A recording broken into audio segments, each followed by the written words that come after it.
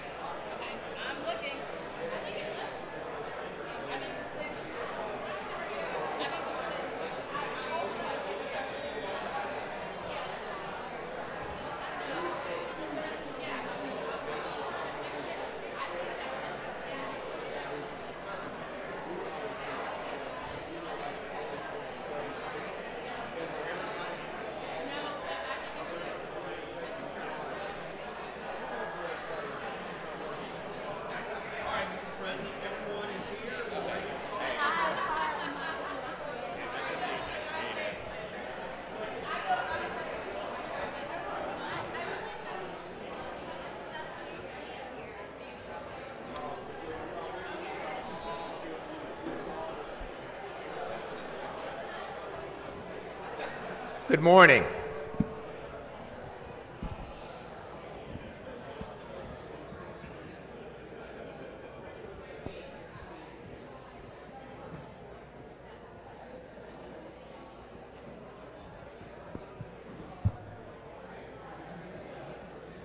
If you can all take a seat.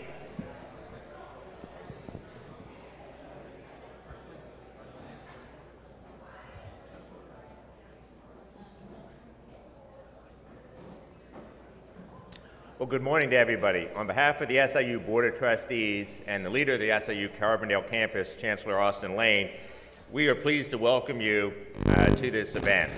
We're happy to have all of our guests from Illinois and from our surrounding states as you come together to connect and share challenges and opportunities regarding energy revitalization. I'd also like to again thank the Interagency Working Group and all the agencies that comprise it for coming together, bringing the conference here, and bringing your representatives who will share their knowledge and expertise with all of us. Much like the communities that are represented across the Illinois Basin and the challenges you're facing, at SIU Carbondale we face, frankly, very similar issues and challenges. We are relying on coal for a portion of our energy production needs.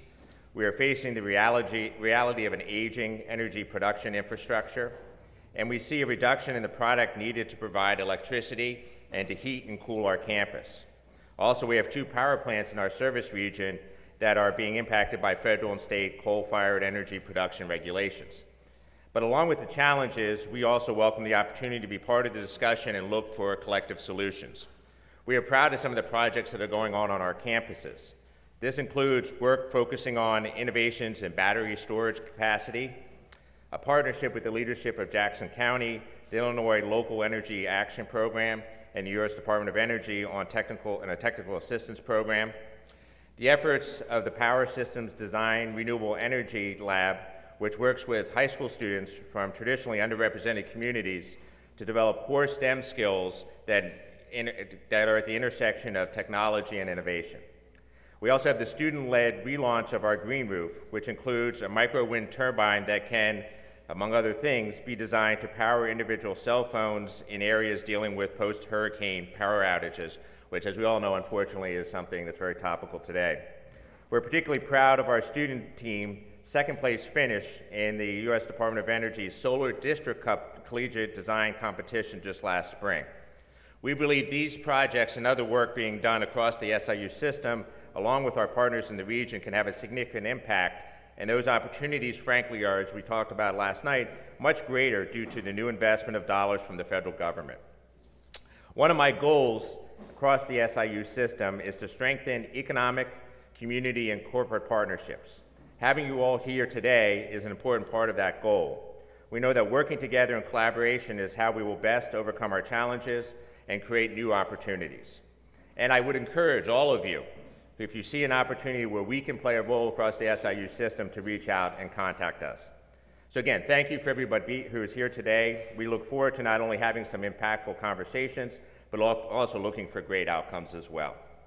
I now will turn it over to Dr. Brian Anderson, the Executive Director of the Interagency Working Group. Thank you.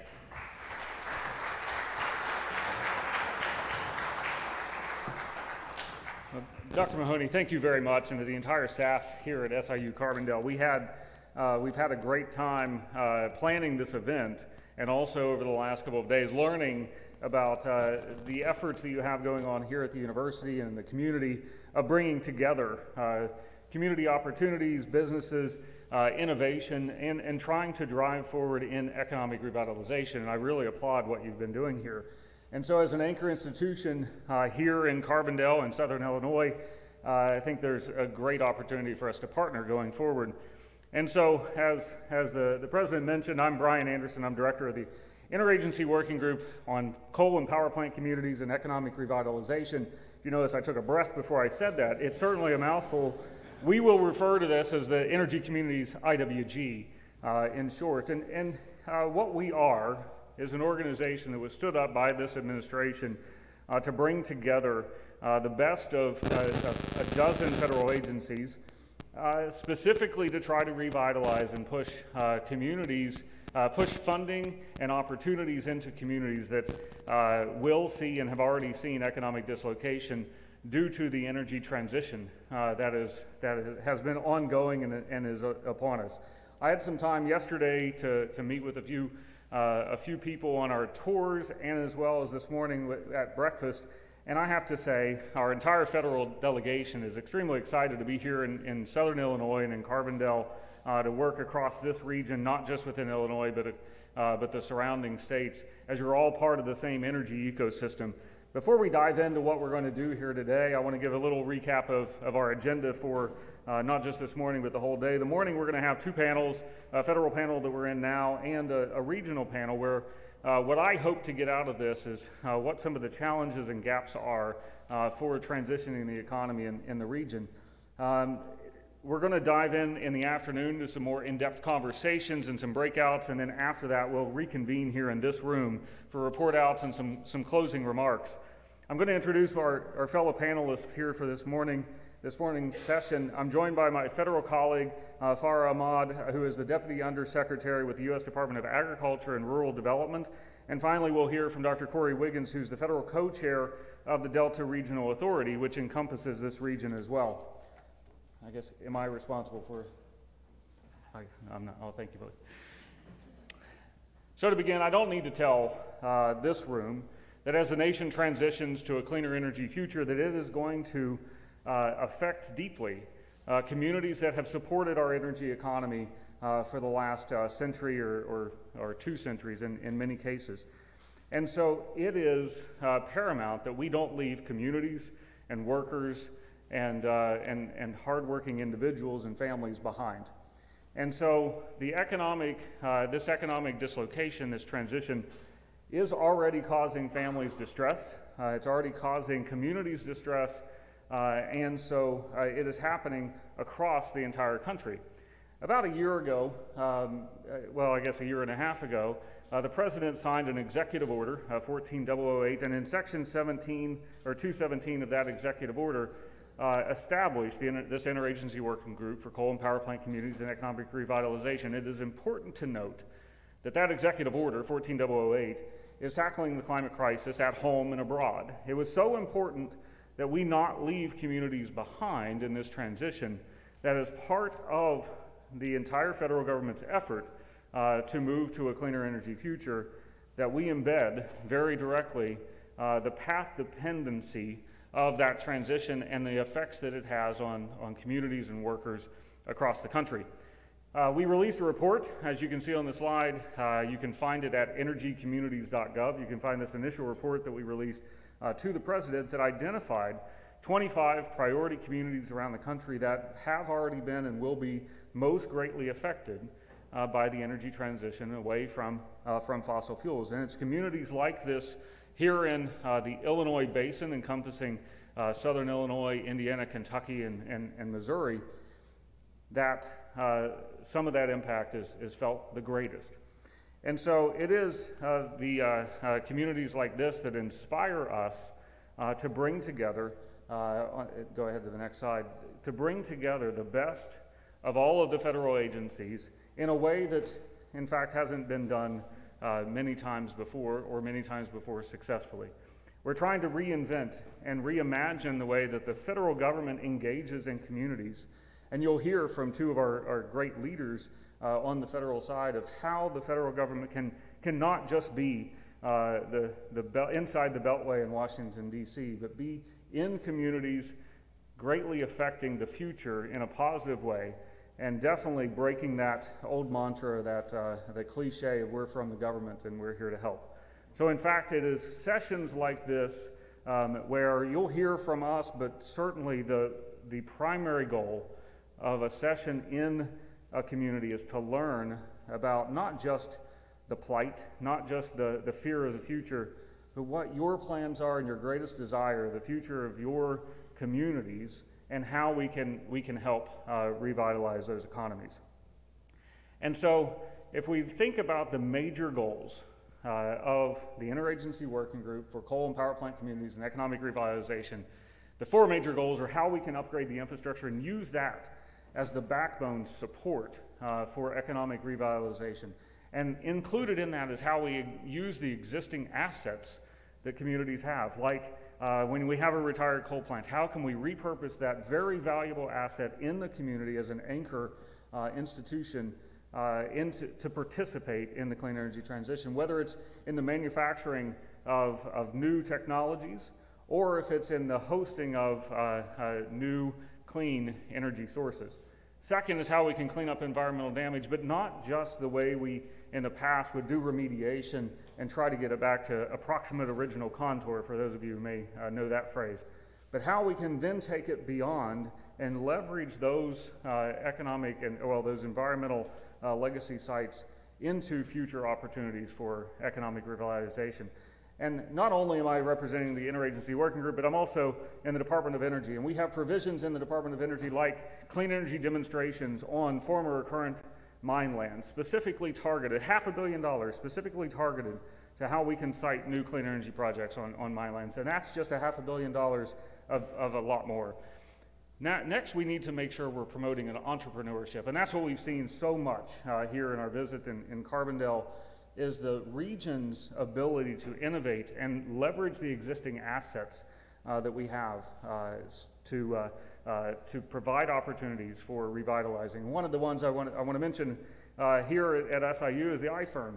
And at iFern, they're trying to bring together private sector, industry, entrepreneurship, technology development, and specifically taking the agriculture resource and doing value-added ag instead of just relying on extractive agriculture.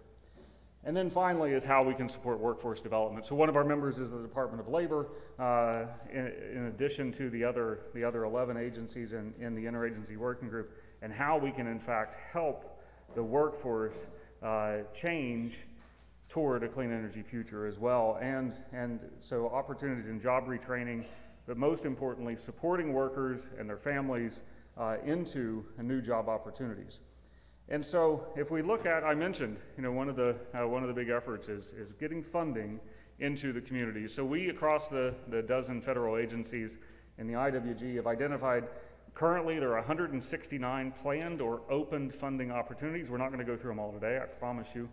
But our goal is to get you connected with agency leads across the federal government, making those contacts and identifying the areas that are applicable to your communities. If you go to energycommunities.gov, that's the second time I've said that. Our PR folks mention the website many times. With energycommunities.gov, you can see our clearinghouse for these opportunities. There are 11 agencies. 68 of these opportunities do not require cost share, and we know from communities that is absolutely paramount. And it represents nearly $200 billion of federal investment, everything from roads and broadband and infrastructure and brownfields development to planning grants for economic planning and new energy opportunities that we have in the Department of Energy. And so there are certainly billions of dollars across the federal government that we want to make sure are accessible. And I will tell you, if we ask the community leaders here in this room and around the country, the number one challenge for communities that are facing economic transition is capacity. And so we know that. We're here to try to increase the capacity for communities and with communities and bringing federal resources directly to bear. And so I'll note that on the federal panel here in a moment, we're going to dig into some of the details that I'm trying to set the stage for. And there is really a lot of momentum that we just want to build off of here in Southern Illinois and across the Illinois Basin. We are not coming in to try to tell you what to do or to give handouts, because what we have seen already in many community engagement events that we've been engaging over the past few months is you're ready to go. And what we want to do is just make sure you have the tools in this region at your disposal and the connections across the federal government. And so, in closing, I'd like to note that in addition to iFern that I've already mentioned, we visited a few other locations here in the region, including the John A. Logan Solar Project, SIU Carbondale's airport and automotive program, and the airport here, and are really excited about the directions that this region's already moving. And to me, this community tour certainly underscored that there are some real challenges to the local economy coming and in the past, but there's so much great work that's already ongoing, and there's a great future. So we're excited. I want to stop talking because we're here to listen But I am really excited to pass it along to my fellow federal panelists. First, I'm going to invite Farah Ahmad from the U.S. Department of Agriculture Rural Development to share some extremely exciting news.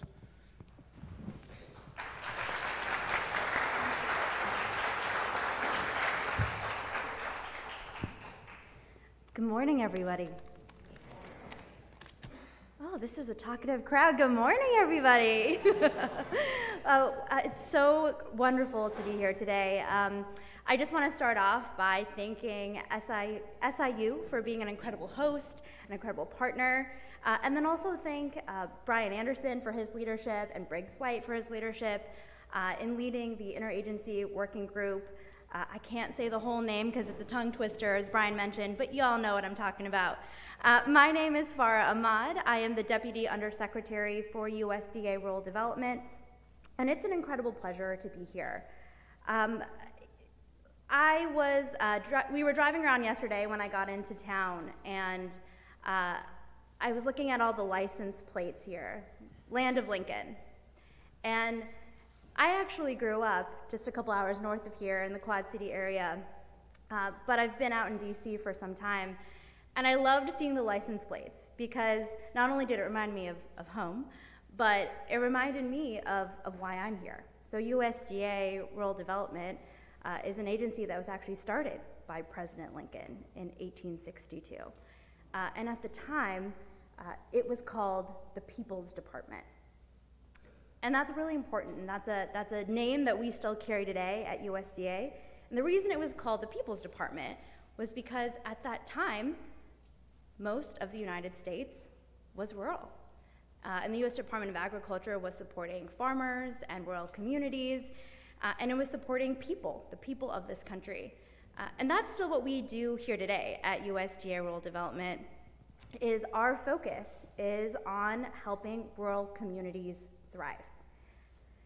And doing it in a way that helps the vision of each rural community, which is unique and different, become a reality with federal resources that not only we have at USDA Rural Development, but that our federal partners also have. And that's why it's so exciting that I get to be here today and to announce formally the creation and establishment of the Illinois Basin Rapid Response Team. So what is that? So it's why we're all here today. It's the coming together of these 11 federal agencies to work better together for this region. That might sound like an easy task, but how many of you have applied for a federal grant before? Okay, so I know I'm talking to the right crowd when I say it's not always easy, is it? To work with the federal government, to apply for our programs, to get awarded something, to implement it, and to be in compliance with it. But the purpose of the rapid response team that's being established today and with this gathering and convening is to try to make it a little bit easier, right? For us to come together as a federal family and actually listen to you, hear from you, understand the vision for this region, for your individual communities, counties, and see how our programs can best fit into your vision and how we can make it easier, right? We can help navigate, we can help untangle some of the government language that's not always so easy to understand, and to help unlock those federal resources for you, with you, and in partnership with you. In a sense, the Illinois Basin Rapid Response Team is just how federal government wants to do business and partnership with communities. And it's the way we should be. And why I'm so excited to be here from USDA Rural Development is because we hope to be a partner with you, not just virtually on the screen, but also in person, to provide a human face. So USDA Rural Development, we're actually a field-based organization. We've got 400 offices across the US and territories. And our staff, who are incredible, who some of you probably know, they actually live and work in the rural communities that they serve. And we actually have a lot of our staff here today. So can I get our USDA folks to just stand up for a moment? I know they're hiding in the back corner there.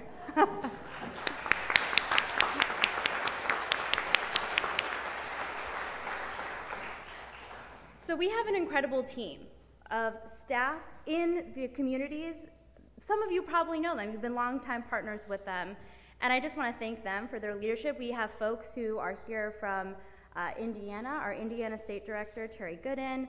We've got our Kentucky State Director, Dr. Tom Carew. And then we have our Illinois State Director, Betsy Lonergan, who is here. And I want Betsy to actually put her hand up again, Betsy. So I want to call out Betsy because Betsy is actually going to be leading the Illinois Rapid Response Team. So when you have a question, when you have a problem, don't call me, call Betsy. But I want to thank her for her leadership. In fact, she, along with several other partners here, have been hosting listening sessions. I think they've had 4 to date. And that's really important because, as Brian mentioned earlier, what we're here to do is really listen, right? We know not every county is the same, not every town is the same, and across this region, not all of the strategies or solutions as you're thinking about economic diversification will be the same. And so under Betsy's leadership, and in conjunction with the 11 other federal agencies who are part of this rapid response team, we're gonna do a lot of listening and we're gonna do a lot of mapping to try to figure out what are the resources that are available. There's an unprecedented amount of resources that have come into play over the last year and a half, from the bipartisan infrastructure law to the recently signed Inflation Reduction Act. It's a lot. It's a once-in-a-generation kind of historic opportunity for federal funding for energy communities, for rural communities, but it's not going to be easy to access, but hopefully this team will help do that in partnership with you. And those resources are going to vary. As I mentioned, you all will have different plans and strategies, and we want to help bring the right tools. So at Rural Development, our job is to help support economic development in rural communities. So we have programs that range from housing to water infrastructure to essential community facilities and other utilities like broadband infrastructure. And we know that all of those different tools are going to be important for the regional economic development and diversification in this area. Many of our programs right now actually give priority to energy communities. I think at USDA we've got close to 15 to 20 programs right now that help give a little bit of an edge to energy communities who are applying for those programs. And even just last week, we are bringing investments to this region. So last week we announced $500 million in high-speed internet infrastructure. And one of those awards was right here. In Southern Illinois. That was $25 million to the Egyptian Telephone Cooperative Association. I'm sure many of you know this organization, and we're really excited about making that investment here. It's going to serve approximately 3,000 members here in Southern Illinois, serve 400 households, and a number of businesses and farms will benefit from the investment in high-speed infrastructure. It's investments like those that will help be the backbone for the other economic development and business activities that you all are here today to talk about. So I want to end my remarks today by just acknowledging that this effort with the Illinois Basin Rapid Response Team is our way as the federal family to work with you more collectively, collaboratively, but we're going to have to learn with you. We're not perfect by any stretch of the imagination, but we want to learn from you. We want to know where there are barriers to our programs, how we can help navigate those to actually bring those federal resources to this area. And we want to do that by providing that one-on-one support and provide actual staff and the human face to the federal government in partnership with you. And I just want to thank everyone who's in this room today. This is not a typical room historically in government, to have 3 states represented, many community leaders, and 11 federal agencies. This is a really special room, and I want to thank you all for participating in that and coming to the table with an open mind, with your best ideas, and actually just be willing to work with us, because we know that that's not always the easiest task. So I am so excited to see everyone here represented from all those organizations. We know that partnership is essential. And the rapid response team, it doesn't end today with this convening. This is actually the start of our partnership together. So again, thank you so much for being here and looking forward to listening and learning from you today. Thank you.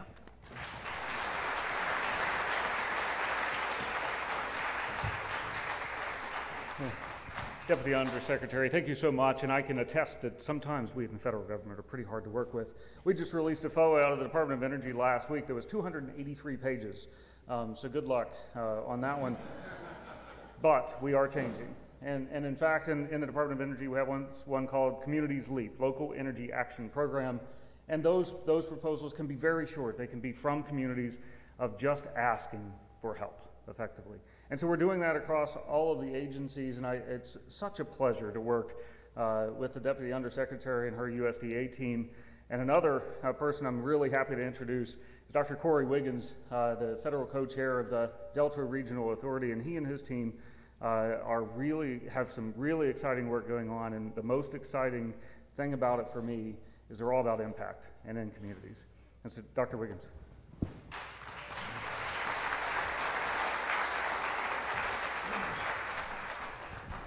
Good morning. So Corey Wiggins, I serve as the wonderful privilege of serving as federal co-chair for Delta Regional Authority. Thank you for having me. Thank you. Excited about the work and opportunity for this interagency working group. I do want to also recognize what are our states who represent on our board. Brandy Bradley, who serves as designee for the governor of Illinois here on our board at Delta Regional Authority. I appreciate all the work that you do, Brandy, in representing your great state. Just for folks, there you go. Just for folks who may not know a whole lot about DRA, Delta Regional Authority is a 8-state regional economic development agency. The states that we cover includes the states along the Mississippi River, starting from Mississippi and Louisiana, moving into parts of Kentucky, southern Illinois, and the Boot Hill region of Missouri. We also include parts of Alabama. And to the point, Brian, in focusing on impact, our agency, a lot of the things that has been talked about, has an opportunity to partner with communities and partner with our federal partners and agencies to help leverage and further impact in our region. We do everything from grant making around basic public infrastructure for water and sewer and flood mitigation projects across our region, to economic development projects of communities trying to bring in industry and trying to grow industry or even retain industry, leveraging transportation funding or funding for small business development, even workforce development. So we do a lot of things, but we only are able to do those things in unison and in collaboration with the people in this room and our fellow partners who are in this room today. What I will mention, since this came up, is one of the unique things about DRA is that our funds can be leveraged to other federal agencies and federal grants as match money. So we work closely with USDA, we work closely with EDA and other agencies in supporting communities to leverage our dollars as match dollars to be able to bring down monies and funds from other agencies. When I was thinking about collaboration and thinking about partnership, I grew up in rural Mississippi, and the only sort of thing that kind of came to my mind, and I think it's just because of the weather, one of the things that my granddad used to have my brothers and I do is hauling hay. I don't know if folks ever hauled hay. I don't know if y'all haul hay in this part of the country, right? And the way that we didn't have all the fancy machines and all the things, and we weren't doing big bales hay. We're talking about small bales, right? So what that turned into is that my granddad's driving along in a truck, the tractor's coming through, throwing out the small bales. My brothers and I walking along the side of the tractor. One is on top back of the truck, one on one side, one on the other, and we just throwing the bales up. Just throwing the bales up. And I thought about this morning, particularly in that case, right? Everybody had a role to play. Everybody had a job to play. If the guy on top wasn't ready for the next bale to come up, it was going to be a mess. Right? It was dangerous, right? And if you couldn't keep up as the bales were being turned out, that was going to turn into a mess, right? But every person, my brothers and I, each one of us had a role to play. We had a job to do. And when I think about the opportunity for collaboration in our agencies, All of us show up with our missions, focus on people, leveraging funds, whether it's for economic development, for transportation, for energy, whatever it may be. From a federal standpoint, each of us have a job to do. What I can appreciate it is that in opportunities like this and working in collaboration, what's most important though is having you all in this room, that we can work in partnership with you to help support you in the work that you're doing in the communities. Being from a small town, the worst thing that somebody can do is come tell me what we should be doing. That is the quickest way for folks to look at you, nod their head and smile, and once you walk on, they have forgotten about everything that you've said. But I do also understand, and I think Deputy Undersecretary pointed this out, is the ability to listen. And I think what we're here to do, what we practice each and every day at DRA is listening to the communities that we serve, figuring out ways that we can be helpful, how we can be supportive. We don't want to be in the way. We actually want to be able to give you the resources that you need to do the work that you already know how to do. So I'm looking forward to this opportunity to listen more, to engage more.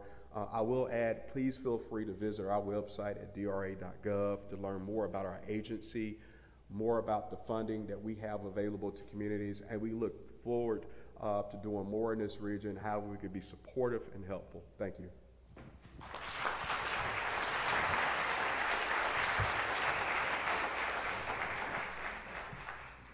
Dr. Wiggin, thank you so much, and Deputy Undersecretary Ahmad, thank you as well as SIU and President Mahoney for hosting us. We're going to move into a regional panel, and a few of us are going to step outside and meet with some members of the media, and we really look forward to, like Dr. Wiggin said, listening, hearing, and taking action.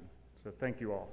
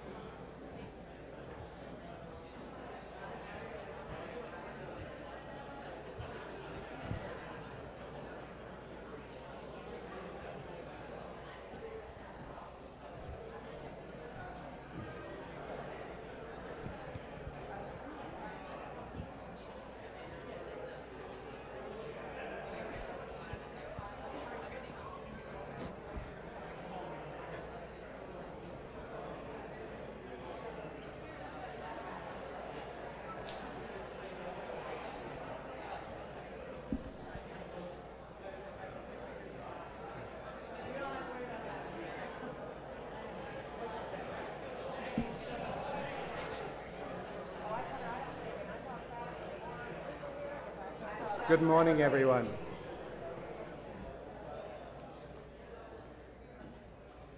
My name's Dr. Ken Anderson. I'm the Director of the Advanced Energy Institute here at SIUC.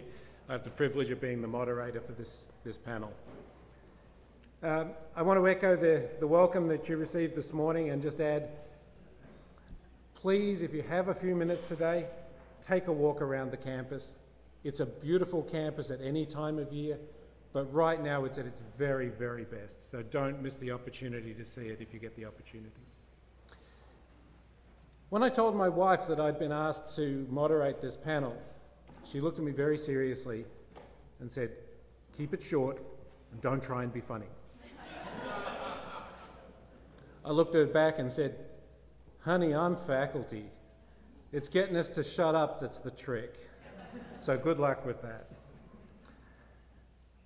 When I started thinking about what I was going to say in this panel, I said what I really need to do here is distill this down to its essence. And when you do that, what this whole meeting about, it's about change. It's about change that's been forced on us beyond our control, and it's about change that we want to bring about, that we want to direct and shape. And there are three aphorisms about change that come to mind. First of all, change is hard. Change is hard, especially when it's forced on you and you don't have any control over it. But even the changes that we want to bring about, that's a difficult thing to do. Second, change is inevitable. Whether we like it or not, no matter how comfortable we have become, we don't have the choice to stay as we are indefinitely. Time and life and technology move on, and that inevitably means that we're going to have to change. And finally, change is opportunity. In fact, I would argue that those two words are functionally synonymous. Every change that comes also produces opportunity, and every change that we can shape gives us opportunities to affect the communities we live in, here in southern Illinois and in the broader Illinois basin. So this meeting is also about opportunities. It's about helping to shape the future of our region. It's about helping to build prosperous, resilient communities that we can pass on to our children and our grandchildren and beyond. So I am very fortunate today to have the privilege of working with these four distinguished speakers who are going to take the lead. I'm almost done, I promise. Okay.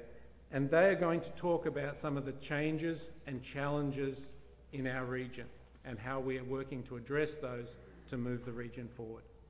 So without further ado, it's my privilege to introduce the first of our panelists, Brandy Bradley.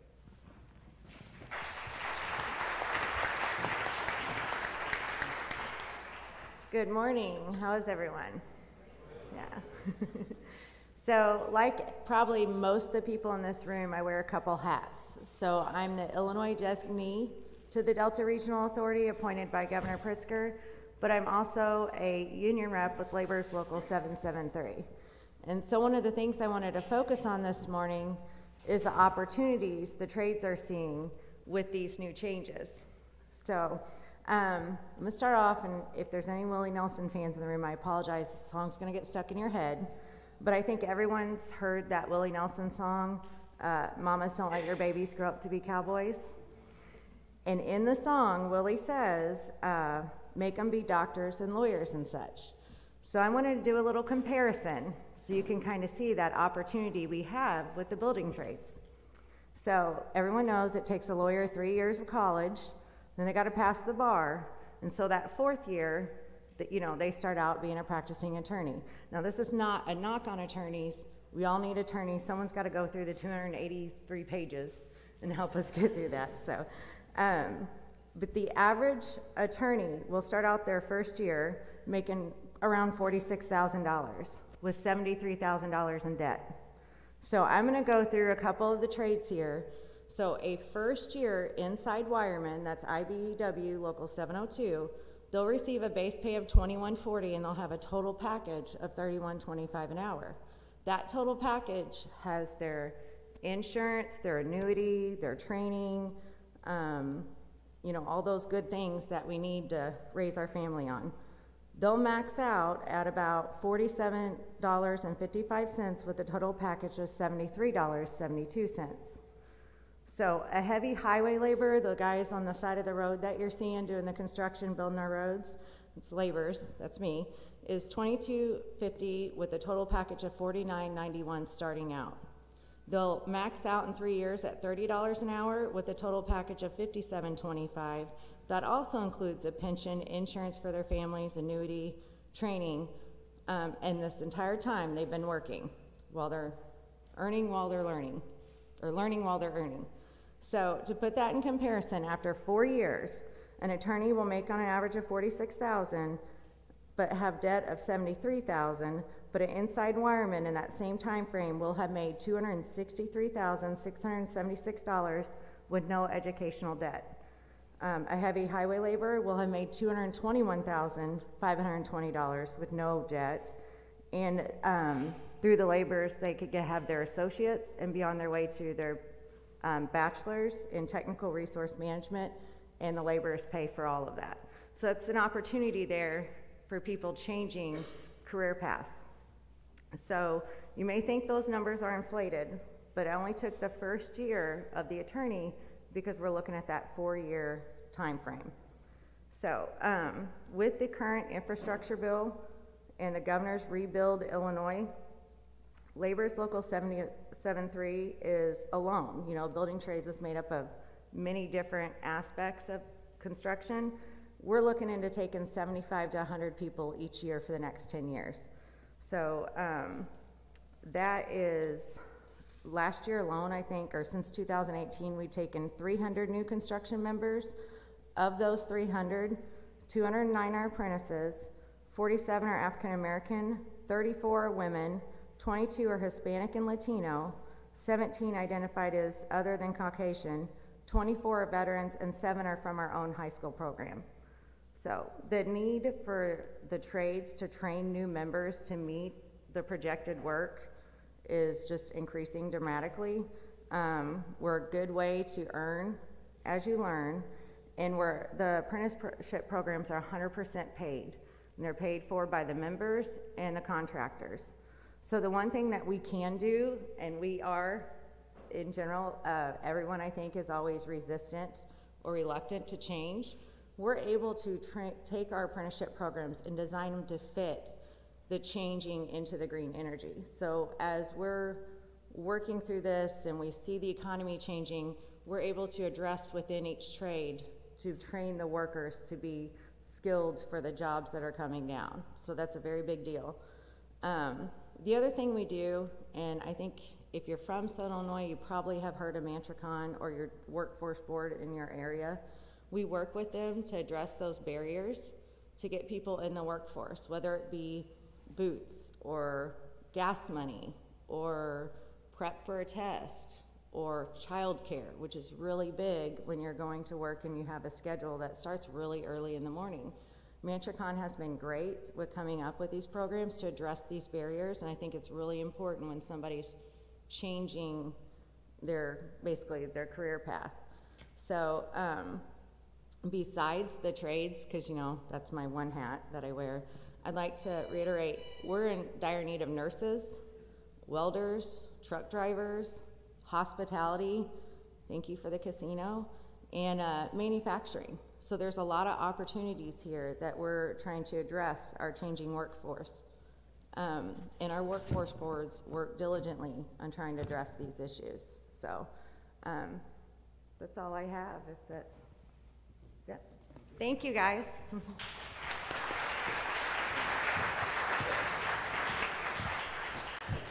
It's now my pleasure to introduce our second speaker, Amanda Pankow.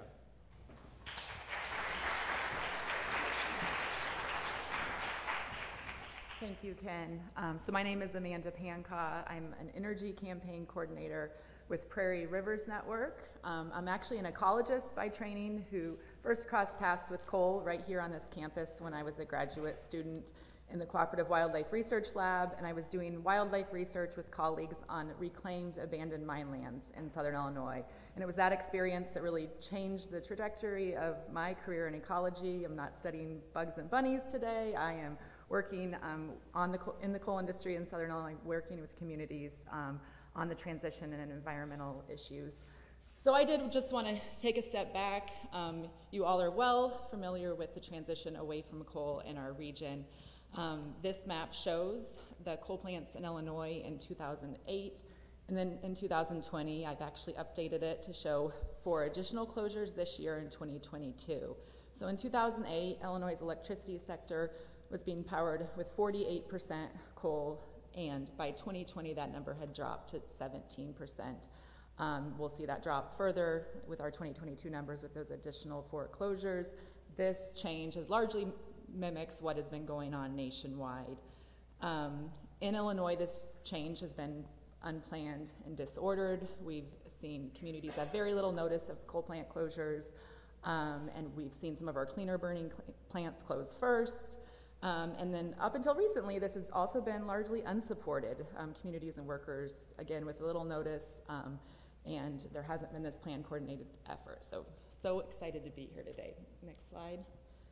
take a quick little look at the coal mining sector. In 2020, Illinois was the 4th largest coal producing state in the United States. It's kind of hard to imagine. Our industry is kind of nestled away here in southern Illinois. This is actually a map of the entire Illinois coal basin, including western Kentucky and southwestern Indiana. Illinois has actually seen a bump in coal mining over the last 20 years.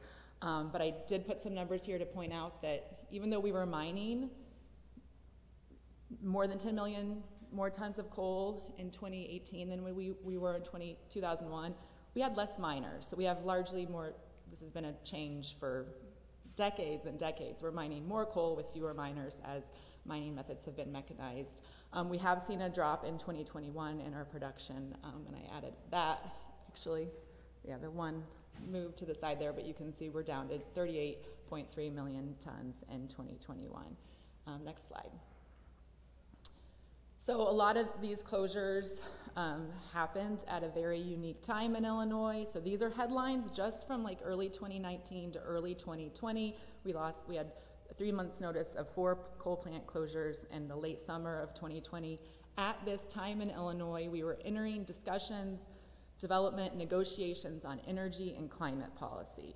So as these closures happened, great impacts to communities and workers, we wanted to make sure that they were part of the conversation in developing policy and negotiating that policy. So I've spent much of the last 3+ years working with communities across the state, including coal communities, to make sure that these state policies were informed and supporting. So next slide. So in September 2021, we passed the Climate and Equitable Jobs Act in Illinois. This is a equitable, comprehensive climate and energy bill. It's going to set Illinois on a path to 50% renewable energy by 2040 and decarbonize our power sector by 2045. We have built upon incentives for solar development that are going to support homeowners, renters, low-income households, schools, communities, and then utility scale projects that will bring in additional tax revenues. So I'm not going to talk much more about that, but if you are interested in learning more about solar incentives, come see me and I can connect you with others that are here today and across the state. So most importantly, I want to talk about what was in this bill specifically to support energy workers and communities. Next slide. So we have what's known as the Energy Community Reinvestment Act that is part of CEJA. You might have heard CEJA also called the Energy Transition Act. So this part of the bill establishes a $40 million a year grant program for transitioning coal communities and other coal mine communities, coal plant communities. This will actually ultimately help gas plants as our gas plants start to close. And I'll talk a bit more about that. We're establishing an Energy Transition Workforce Commission in the state that's charged with studying and reporting on the impacts to communities and workers in the state with this transition. We have a Displaced Energy Transition or Energy Worker Bill of Rights that's going to give workers more advance notice of coal plant closures and directs our Department of Commerce and Economic Opportunity to support those workers in finding access to training, jobs, etc. We have a Displaced Energy Worker Dependent Transition Scholarship. So this is for dependents of energy workers, can get a 1-year scholarship to state schools in Illinois, and this is based on need. We have a coal to solar and energy storage project that I'll talk a bit more about on the next slide. And we've established a Clean Jobs workforce training program with 13 workforce hubs located across the state. There will be one here in Carbondale. They're co-located with contractor incubator programs to help new clean energy businesses get off the ground. These are meant to serve people from environmental justice communities, people from R3 communities, which is a designation that was in Illinois' cannabis law, that are communities that have been underserved, overly incarcerated, and have increased violence. These programs are also set up to serve displaced energy workers. Next slide. So this is a bit about the coal to solar program. So Vistra and NRG are 2 companies in Illinois that are going to be developing battery storage projects and solar projects on some of our shuttered coal plants. Next slide. And finally, a bit more about the Energy Transition Community Grant Program. This is a grant program for communities that have lost or had reduced operation of a plant or mine in the last 6 years or will in the next 6 years. Right now, Department of Commerce and Economic Opportunity is taking that 2.5 pages of legislative language from the bill and developing a whole grant program around it. They're asking for input from all of us. The request for information is due tomorrow. This is a link to the RFI. It's 8 questions. I'd encourage everyone to take a brief look, and even if you just send them a paragraph, especially if you're a community leader, we want to know how to best develop this grant program to suit communities' needs.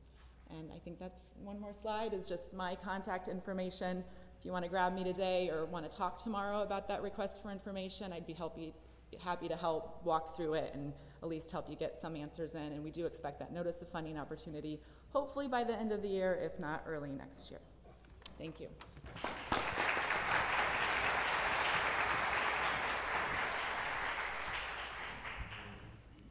Our third speaker today, it's my privilege to introduce Nathan Held.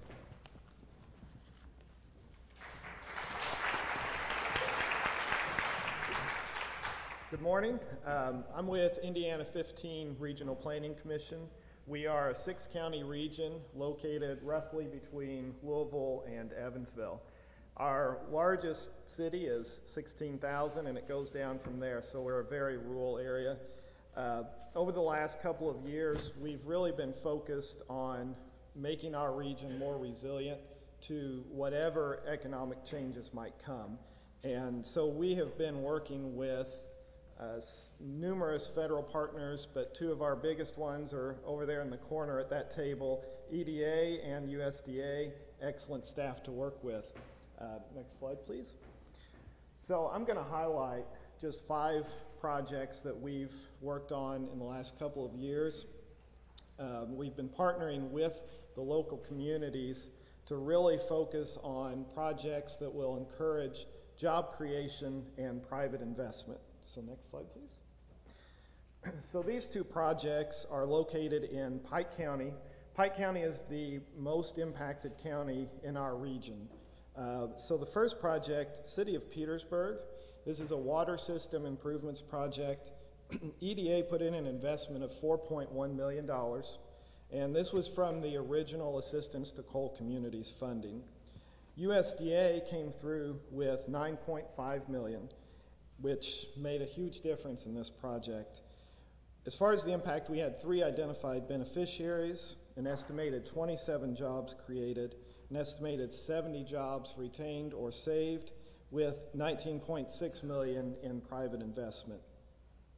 The second project is the Pike County Entrepreneurship and Tech Center. This was a little bit before the coal money came out, but it all goes together with trying to make our region more resilient. This is a job skills training and co-working space. EDA had an investment of $2 million. We had 5 identified beneficiaries with this.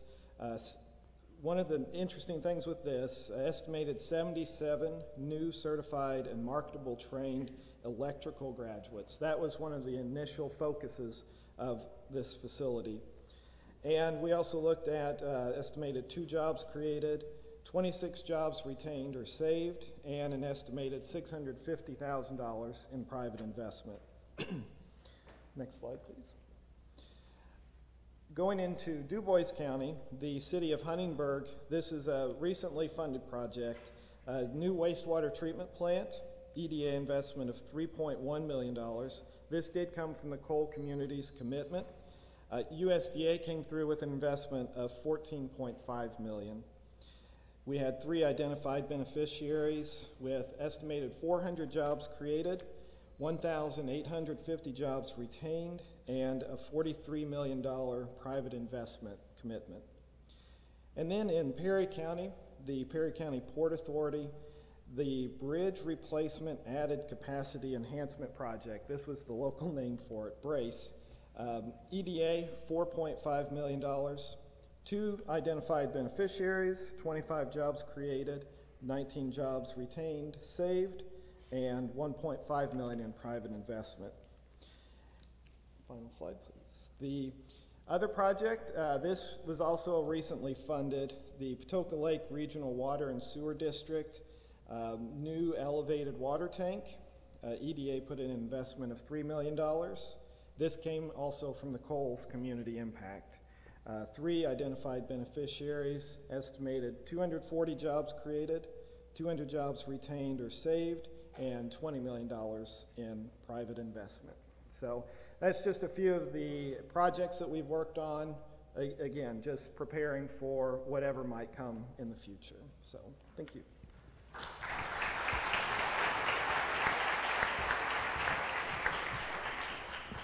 And last but certainly by no means least, Tiffany George. Thank you. Good morning. I guess my name is Tiffany George. I talk with my hands a lot. I am the Executive Director of Southern 5 Regional Planning District and Development Commission. We serve the 5 southernmost counties in the state of Illinois: Alexander, Johnson, Pulaski, Massac, and Union. And I guess when I got asked to sit on this panel, and I knew that we were working with the interagency working group and that we were going to have a lot of local leaders, a lot of state and federal partners, I started trying to think of what could I say that I thought may need to be said, especially when we have some of the people that may make the policies and decision making on some of these projects that we try to work through. So with that, today my focus, I'm going to just kind of give, of course, our area is extremely rural. We've got, 2 counties with no fast food, no stoplights, things of that nature. And so there's a whole lot that seems to emerge with these small communities that are common barriers that prevent these communities from actually being able to seek or receive some of the grant funding opportunities that are available. While the funds are available, there are still barriers that are preventing some of the smallest of the small, and some of this, they don't even have to be that small. They can prevent, middle-sized communities and towns as well. With that, match. Match is a big problem for a lot of communities. Typically on federal projects, match is between 20 to 25%. When you have a community that, I have a lot of them, have been working on grants for them this week, their operating budget's $1.2 million. That's city, that's sewer, that's water, that's the street department, that's snow removal, that's keeping the lights on at City Hall, that's making sure the fire department runs, that's making sure the police department runs. So when you think about that from that perspective, even a $30,000 project, the match that's necessary for that, or a $100,000 project, maybe 10 or 20% of that community's entire operating budget for the year. Another common barrier I have a lot of communities that I reach out to, and I say, hey, this is an opportunity. I know that you guys are having some issues with your sewer treatment plant, and I know they're really bad. I mean, in some of my communities, we can tell as just people that live here, because we can tell something's not working at the sewer treatment plant when we drive by. Fully reimbursable grants cause another problem, especially with our small communities. Sometimes the communities don't have the funds available. Let's face it, if it's a 50-50 or if it's a reimbursable grant and they're going to get 50% up front, and then they have to pay for the whole total project and come back, that may be a half of their year's operating budget. They just can't let go of that money for even 30 or 60 days. Expertise is another big factor.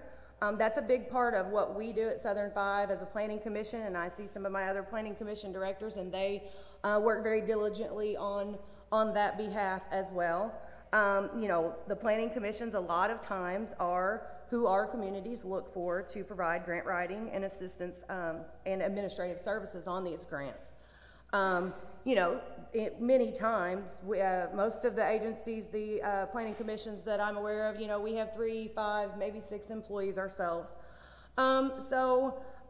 Basically, with that, we don't have all of the opportunities or all of the staff available to even always be able to filter through your 200-page or 100-page notices of funding for the communities. We all try to do the best that we can, but sometimes there's just not enough staff to be able to comb through that, and then the applications, and then the other things that that we're tasked with.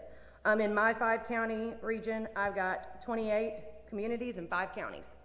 And we work on everything from region-wide economic and workforce development issues, community water sewer grants, equipment for firefighters, community facility upgrades, police department funding, grants for school district, park improvement grants, transportation updates. I mean, it's all, you know, there's anything that we can to try to bring home some funds for our communities.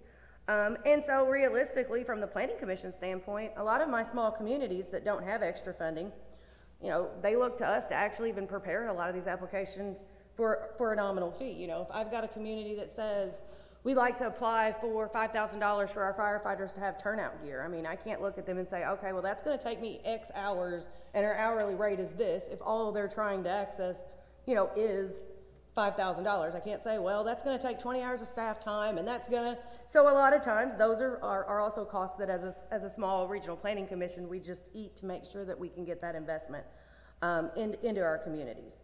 And, you know, I'm noticing increasingly more, and it's not all of them, but there are a lot of them that have been kind of surfacing over, I'd say, the past 10 years that don't provide for any type of administration of the projects. And when that happens, usually one of two things occurs. Either a commission charges a flat rate, which also, again, must be nominal because the commission wants to see the community receive the funding and comply with all the rules and the regulations of the administration of a federal or state award. Or sometimes the communities try to attempt to complete the administration alone. I've got a few communities that are so small, they have, you know, I have a few communities that actually, I guess, a few that do have the staff that have the capabilities to fully administer their own projects, and that's great. But I have some other ones that might have one person in the office, might have two people, and they don't have the time or the expertise, or really a lot of times don't really want to put themselves, you know, into even trying to do that. I mean, I've got communities with a part-time clerk. I've got one community I'm working on a project with right now. The clerk is in after hours on one night a week.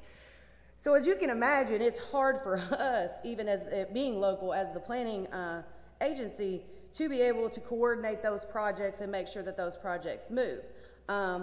And again, I would also think that if those communities are directly working with the funding source, and that's the kind of schedule in which is necessary for the communities, that then it becomes a nightmare for the community and for the funding source.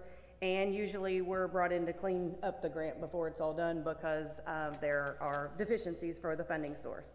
And then lastly, I guess I want to close with design engineering for construction projects. Typically, we're looking at even a small scale project, you know, under $500,000, under $1 million project, to be $30,000 to $50,000 worth of design engineering. Many of these grants also require that if a project be fully designed before the applications are accepted on a construction project.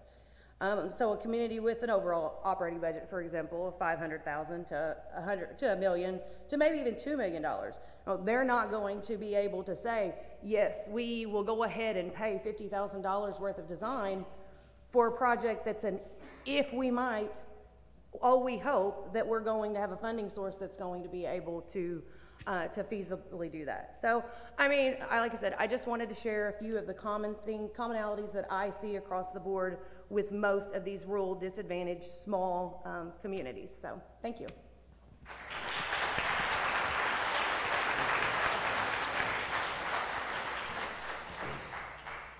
Thank you to all our panelists. I really appreciate that.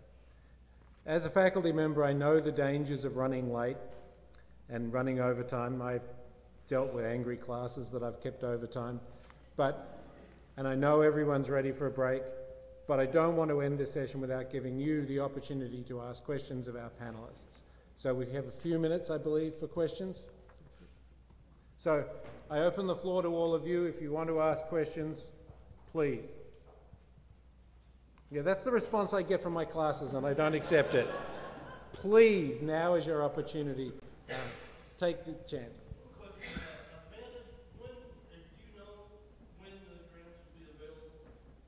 Is this on? If folks could come up to the microphones to ask their questions, please. He asked, I'm interested to know where you're from. Montgomery County. Fantastic. I want to know who everybody is in the room, especially if you're from Illinois. DCEO at one point in time told us that they recognize there's a few communities that will fall outside the eligibility window. Again, we're looking back 6 years at coal plant and coal mine closures. So they have told us they hope to have the notice of funding opportunity open by the end of the year. Again, the request for information is due tomorrow, so that does still give them a month or two. And you know, we don't know if this is going to be a grant application that's open for a short amount of time and then they close and open it once a year. They've mentioned maybe it'd be a grant application that's always open as closures happen or as communities are ready to apply. So those are types of questions we can tell them in this response to their request for information. But we do hope it will be open by the end of the year for a few communities. Thank you. At the back.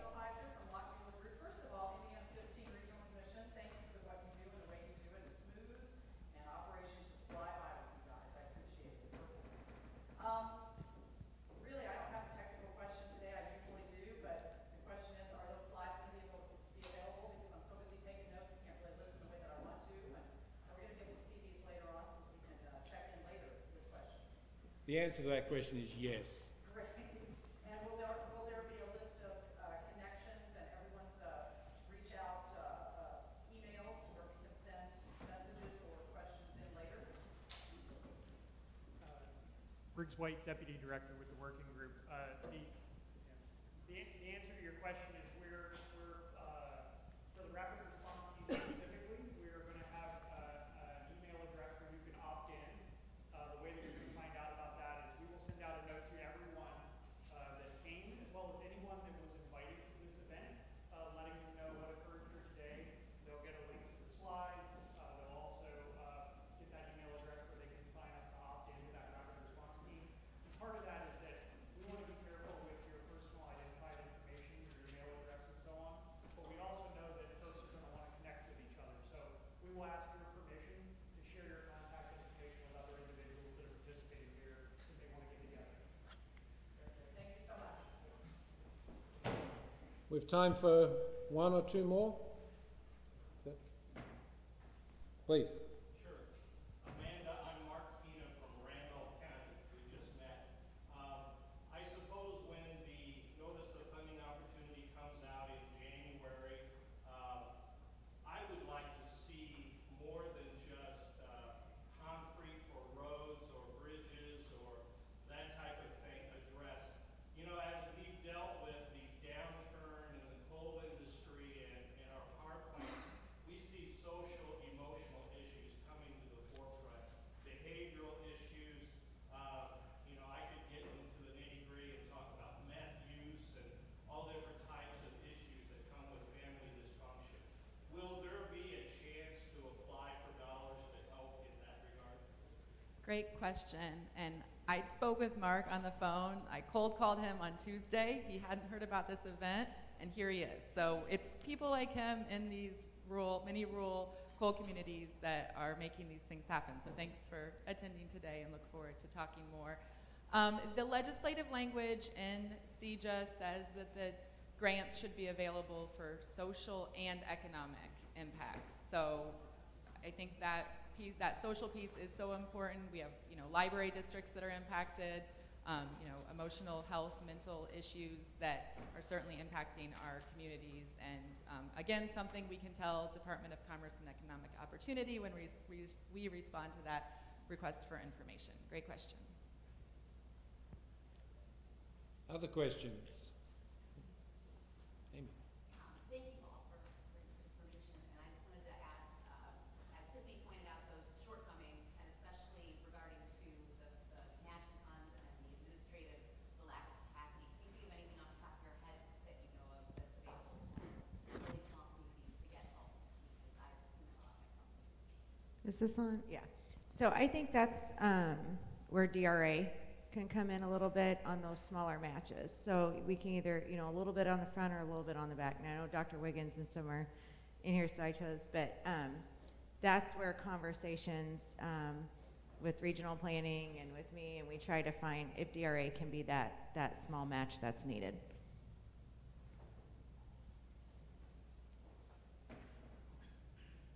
Don't make me call you out. Go ahead. Is there going to be an educational component to this grant where there's going to be like an educator or partner with organizations to skill up people? Is there going to be anything like that in there? The CEJA grant, Energy Transition Community Grants, are available to local educational institutions.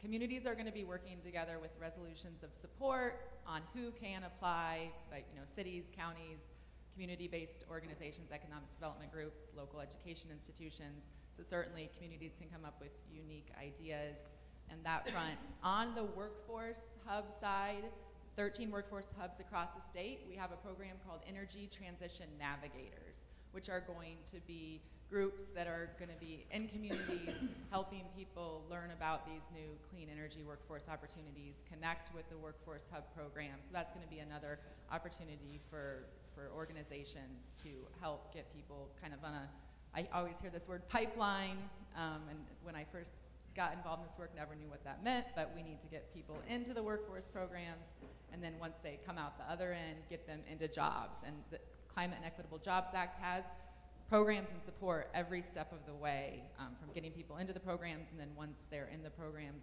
developing resumes, connecting with businesses, and getting jobs. And when we talk about clean energy, it's not just solar, it's wind, it's energy efficiency.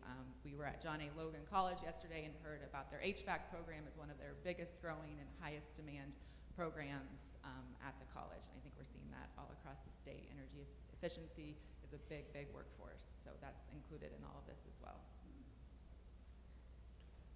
One more.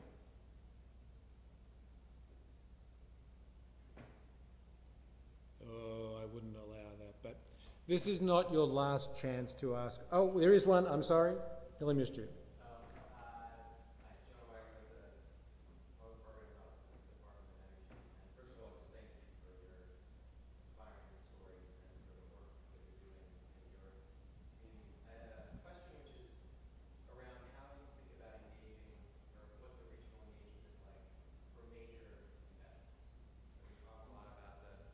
Types of infrastructure investments that matter so much at a local level, but how do you think about either competing for or citing like a new battery manufacturing facility or a major new investment in a electric generating facility? Who wants to tackle that? Is Carrie Menace in the room?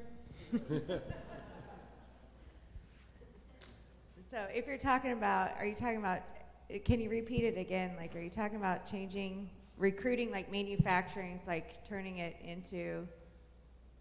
Well, how do you think about it? I mean, this is an unprecedented moment. Level of money that's available, and I know we'll talk more about this on the federal side, but $200 billion plus, $300 billion in tax credits plus, one program's office, we got an increment of $350 billion to local authority to support exactly the types of investments we're talking about here. So you're coming up on $1 trillion that's here, and will sunset in the next 4 to 6 years. And so there's this question of how do the communities at a local level and at a regional level think about not just how do we fix a water facility, which is really important, how do we fix a bridge, which we absolutely have to do, but also how do we bring in $1 billion battery manufacturing facility, or how do we bring in whatever that next generation of jobs is going to be that's going to sustain the community thousands and thousands of jobs in the next decade. And I don't know if that's happening at a state level or if it's coming to you at a regional level, and what level of conversation you're able to engage with. And then frankly, from the federal government, we're really interested in how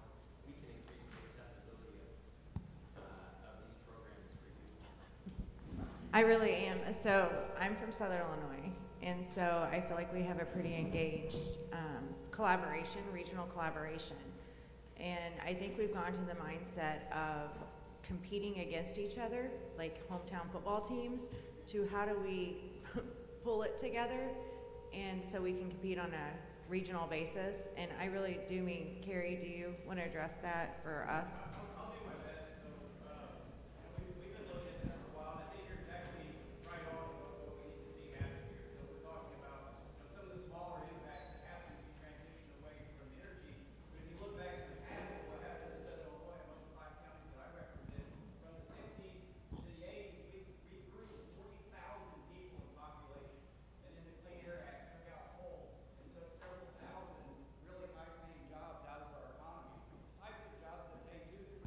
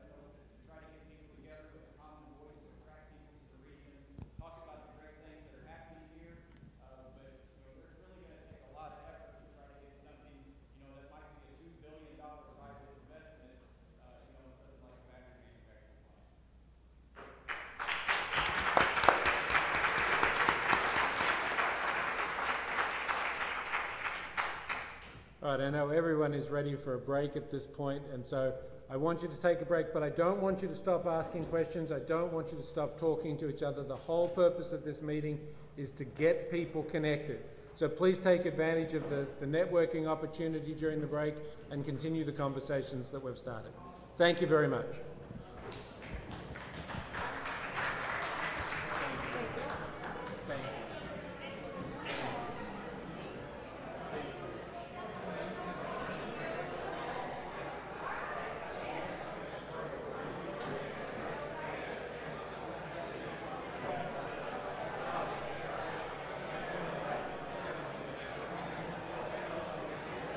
Test, test, test, test, test, test.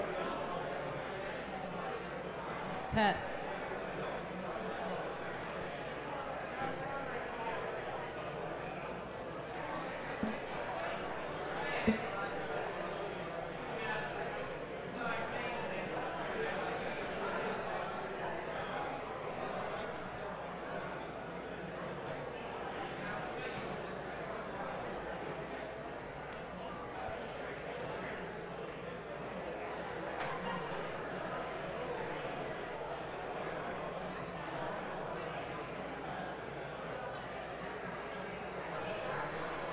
Test, test, test, test, test.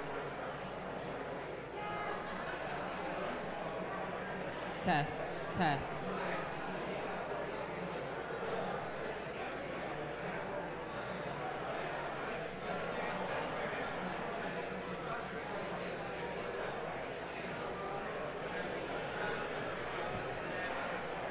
Test, test, test.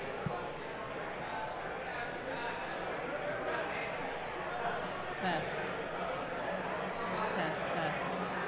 Low. Very low. Low.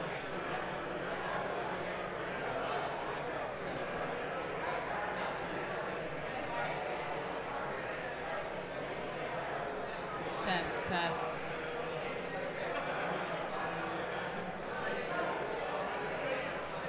Test.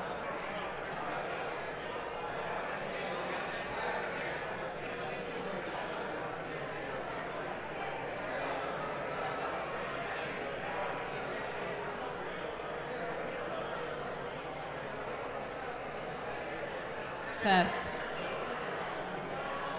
Like I heard that. Test. Test. That's better. Turn the ball.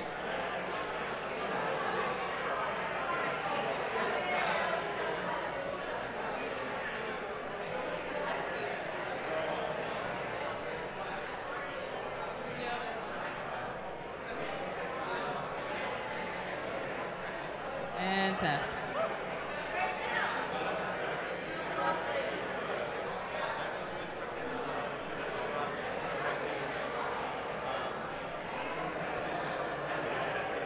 They sound great.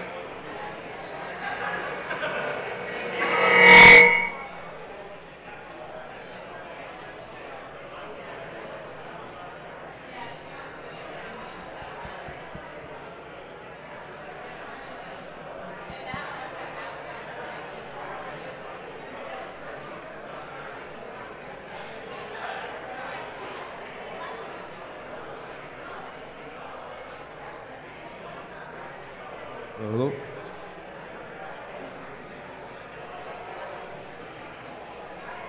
Test, test, test. It's still kind of, okay. It's coming. Check, Parker, check. I can hear me.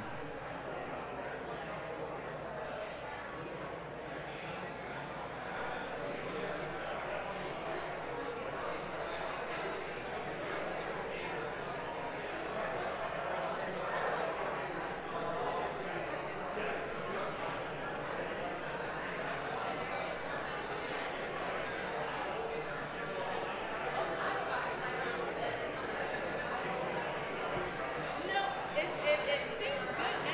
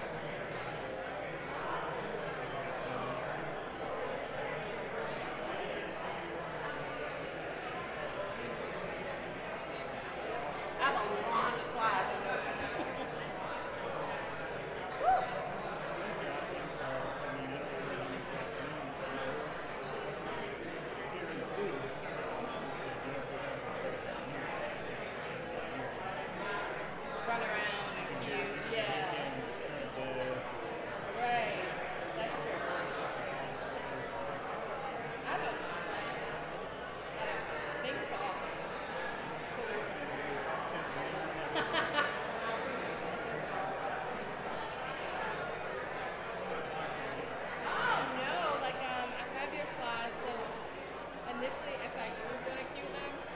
I'm going to cue your slides. So if you have any desire to say next slide, then just say it so I'll know. You can also just do it yourself. Exactly. It's your preference, exactly, because then it's like one less thing to say.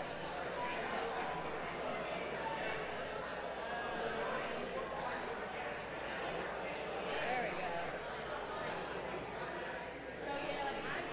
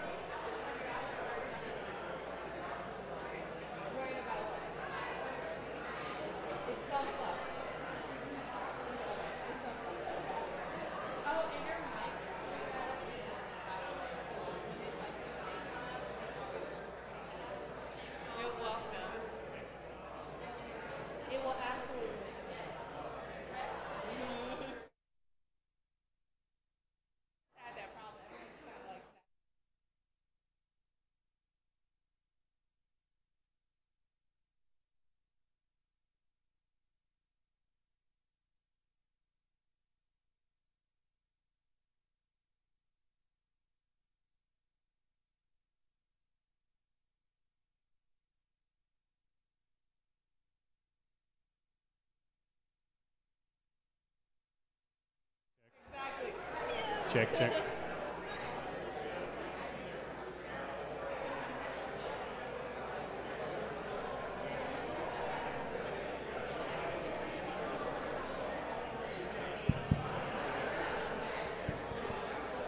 Check, check, check.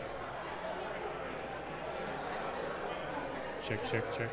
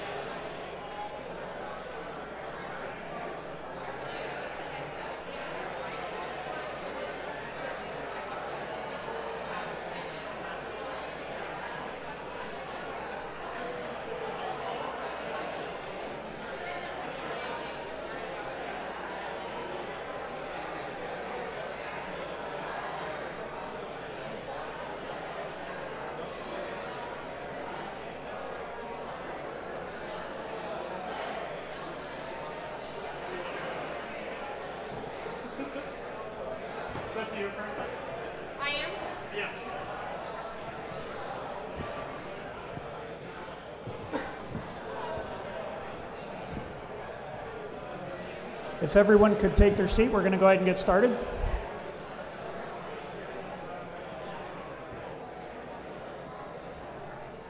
Excuse me, if everyone could take their seat, please.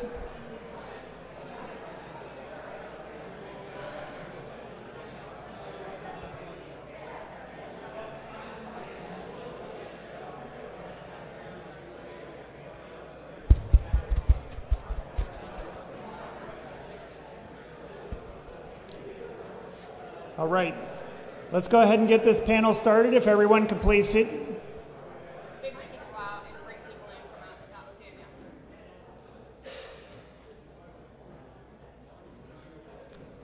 Okay, why don't we go ahead and get started? Thank you. All right, so good morning.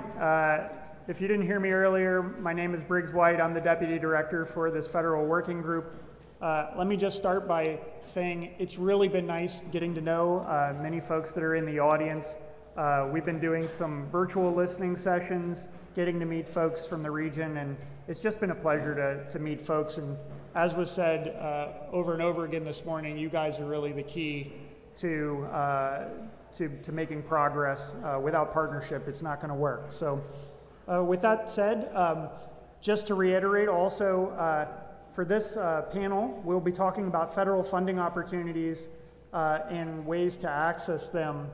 But what I want to illustrate is that, yes, we have 4 panelists with us that are going to be able to walk through a lot of exciting announcements, stemming in particular from, of course, the infrastructure bill, as well as the Inflation Reduction Act, with a number of provisions specifically targeting and advantaging energy communities. So there's definitely something in here for coal communities. But I also want to point out that there are 11 federal agencies that are on the ground represented. And just for any of our federal partners that happen to be in the room, would you guys just mind standing up briefly just so that folks can see you? All right, well, there they are. Thanks for joining us. Okay. We're all out at the food table. No, they're here. They're just eating. All right. So with that, I would like to go ahead and introduce our first panelist. We'll have each of the panelists say a few remarks about their programs and how you can access them. And then, as in the last panel, we'll turn to you and look for your questions to really drive the discussion. We want you to participate in that so that we can hear from you and then take notes and action items. So with that, let me introduce our various panelists. First, I'm joined by Betsy Dirksen-Logren, the State Director for Illinois, as was discussed earlier, and we're really pleased that she'll be leading the rapid response team that Farah announced earlier today. We're also joined by John Jervis from the Brownfields program at EPA, Region 5 out of Chicago, and really pleased that he's going to be able to walk through a number of programs that are relatively easy to access and can be really helpful for economic development as well as environmental remediation. From the Department of Commerce, we have James Winters from Indiana. He's the Economic Development Representative for EDA. And EDA, as was discussed earlier, has programs specifically focused on assisting coal communities and a number of flexible programs which can be really helpful for economic development. And then last but certainly not least, we have Lane Dilg from the U.S. Department of Energy. She's a senior advisor within the Office of the Undersecretary for Infrastructure. And in particular, she's providing a lot of leadership on a provision that's focused on manufacturing in coal communities, so highly relevant, but she's also going to provide a high-level view of what's going on at DOE as well. And then, as I said, there's a number of colleagues, perhaps some of them were grabbing a cup of coffee, but there are a number of federal colleagues also in the audience, and would certainly welcome them into the conversation as well to sort of expand upon the remarks by the panelists. And so with that, let me go ahead and turn it over to Betsy for getting us started on some overview of USDA. Melissa, do you have the clicker? Thank you. Before we begin, I wanted to tell you that I'm born and raised in Springfield, but my husband is Irish, I'm Italian. My family all came here, like many other families, for the coal mines. My husband's family did the same. In fact, his great-grandfather was one of the original founders of United Mine Workers. So coal is in my blood too. I'm so honored to be here and to be able to share a little bit about rural development. And we're all partners here. We're all federal partners. But I'm just going to tell you that I think the rural development staff members are the most dedicated public servants around. So I'm going to give a big shout out to rural development staff. A little good-natured competition is good for everybody, right? So with rural development, what I want you to, I'm not going through all these slides, but I do want to tell you a little bit about us, and I promise you that this presentation is going to be in your inbox following the conference today.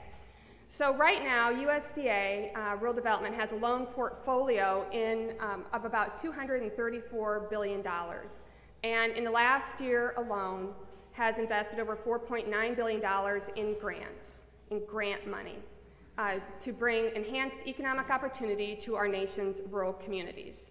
Our mission in rural development is to improve the quality of life and economic opportunities for people in rural small towns. So rural development has three big areas. We have our Rural Business Cooperative Service, Rural Housing Service, and Rural Utilities Service. And to break it down a little bit further, community development programs. There are we have over 70 programs, so I'm not going to go through each, but I am going to show you some photos of some projects just to give you an idea of the breadth and the scope of what rural development can do as your partner. So of course we've got water and environmental programs, waste and water. So eligible uses. So this right here, this is a water tower that that we worked on with West Prairie Cooperative. The water treatment facility, that is something that we worked on with the city of Staunton.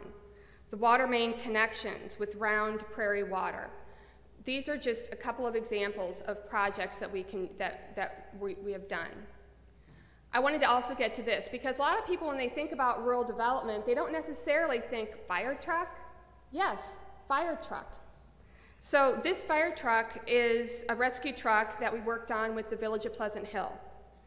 And it was partially funded with a community facilities grant. Law enforcement vehicles, rescue vehicles and equipment. So this is another one I wanted to highlight for you. This is a medical building that was funded with a community facilities loan, and this particular one I think is in Carlinville. So this is also something that we can partner with you on. The emergency rescue vehicles and equipment, public safety facilities, daycare facilities, mental health facilities, playground equipment, community centers. These are all things that we can help you with. So you might be thinking, well, why would an ATV, why are we using taxpayer dollars for an ATV? Well, it's really important. Because when you're living in a rural community and there's a lot of hikers, there's a lot of hunters, it's a rescue vehicle. You can't get to people to help them because there isn't a road back there. So yes, that is a critical need for a rural community, and if it's a critical need, we are there to partner with you and help you. Our business programs, it's another huge area that we work in. Again, this list will be coming to you, so you don't have to write anything down because it's too much for you to write down. But I did want to show you this manufacturing facility. So everybody here, well, in Illinois at least, knows Farm King. So what we did with them is we worked with them to refinance their debt so that they could, stay in Illinois, so that they could expand. They have 218 full-time employees. And that's really important. That's something that we can do. We can help businesses refinance debt. We can help them with loans for expansion. We can do all of those things with businesses. What you'll see at the top here is a lodge. What would we have to do with a lodge? Well, it's an industry. And so we can work with industry. We can work with businesses to provide them with loans, whether it is refinancing, whether it is making additions. We're here to serve.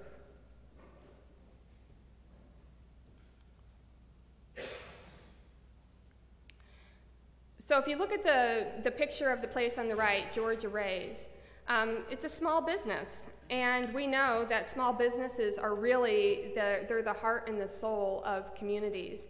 And so many times when we're looking around downtown areas, the downtown squares are bare, and people want to bring businesses back. Rural development can be your partner in that.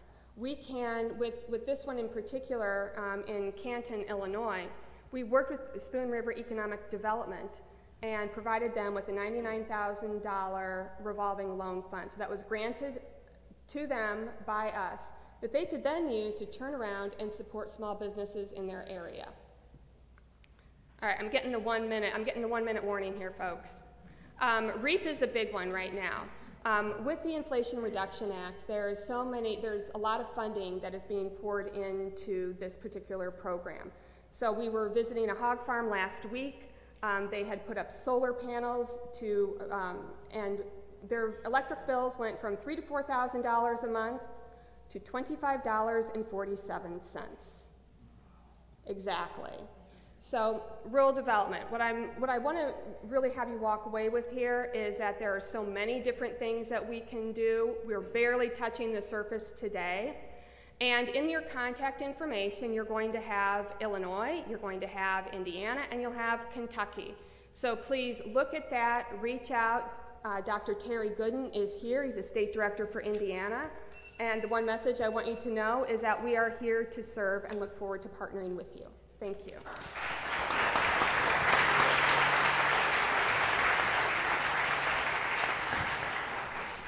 Well, thanks for kicking us off, Betsy, and that great overview. And next up, we have John from the EPA. John, you want to come join us?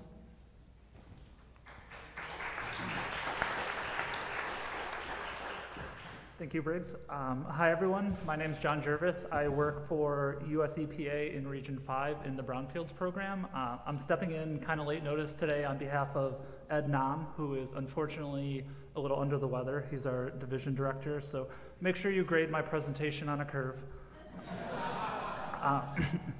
Today I'd just kind of like to touch on the resources that the Brownfields program at the federal level has for communities, and also a little more broadly resources that the EPA in general has, specifically in respect to the infrastructure bill and the Inflation Reduction Act that have been recently passed. In terms of the Brownfields program, the infrastructure bill has given us additional funding over the next 5 years to kind of bolster the program. And this has resulted in a couple different things. We've been able to remove the cost share from our grants. We've been able to increase the number of grants that we're giving out, the amount of each individual grant. So this is a really great time for the EPA and a really great time for the cleanup and development in the Brownfields program. So our grants, our competitive grant cycle is currently right now. The grant applications are due November 22nd of this year. And those are grants for assessment, cleanup, revolving loan fund, and then multi-purpose grants, which are kind of a combination of the assessment and cleanup grants. So in this program, applicants are given the chance to pick priority brownfield sites in their communities and put them forward to get assessment work, cleanup planning, reuse planning, and other things of that nature. And like I said, the applications are open now, due November 22nd. If anybody wants more information for that, I'm going to make sure that all the information I talk about today reaches the biweekly newsletter or the thank you letter from today, so that you have all the information you need for these grants. And just one thing about the Brownfields program is it's a very community-driven program. So the priority sites are picked by the communities that are applying for these funds. The outcomes of the programs of our program is based on the priorities of the community. So whether that means community is looking for more green space, looking for more affordable housing, looking for increased tax revenue, increased good paying jobs. So our program is completely ground up, driven by the communities that we work with. So that's kind of a little bit on the competitive side of the competitive grant side of what we work on, but we also have a lot of additional free resources to communities that are non-competitive. The first of which is what we call our Targeted Brownfield Assessment Program. And what that is EPA has contractors ready to go to come out and do phase 1, phase 2 environmental site assessments, cleanup planning, and some other different types of planning tasks. That's as simple as filling out a couple-page form on our website, getting in contact with our regional person, Brad Stimple, and basically we have a lot of additional funding for that as well this year, so we can come out and start getting those assessments done to help with redevelopment, to help with change in ownership of land or anything else that needs to be done. We also have what is called our Technical Assistance to Brownfields.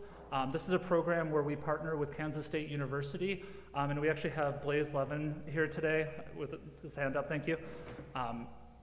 And this is a program that is fully focused on just giving information and webinars and grant writing help to communities to kind of help them wade through the waters of brownfield redevelopment. And I think that it's been a huge benefit, especially in the grant writing. I know it was brought up in the panel earlier that grant writing can be an issue if you don't have the capacity to work on it. So we have a partner that's great to work with and can help you get those applications for EPA grants ready. The final type of assistance that we provide at the federal brownfields level is we have what we call technical assistance grants. And this is also a contractor that we have through the EPA, or that's already procured through the EPA. And we can come out and work with communities in site reuse planning, market analysis, financial analysis, community engagement, and there's a plethora of other opportunities there. So these are smaller grant amounts, but we're able to come out and directly help the community on a non-competitive basis. I'll also provide more information going forward on that.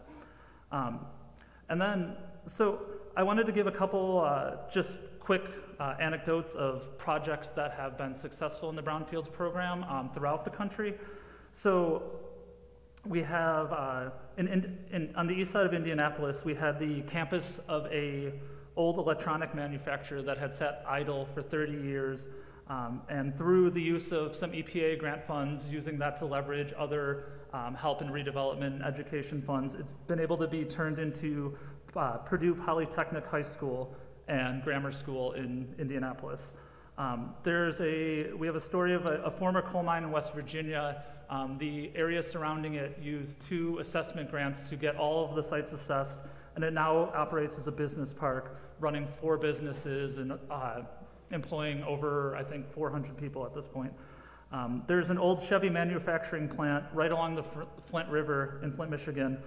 It's called the Chevy in the Hole site, and it's been turned into a park, a recreation space, a trailhead, and it's on its way to hopefully becoming a state park in Michigan.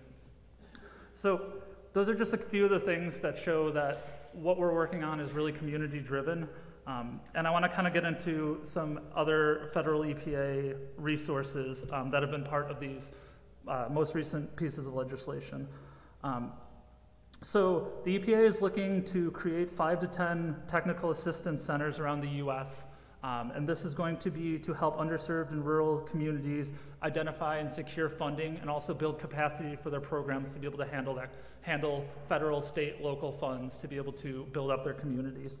The applications are actually currently open to develop these centers. The applications are due November 2nd, but even if you are not somebody chosen to create one of these centers, you will still be able to benefit from the end use of them.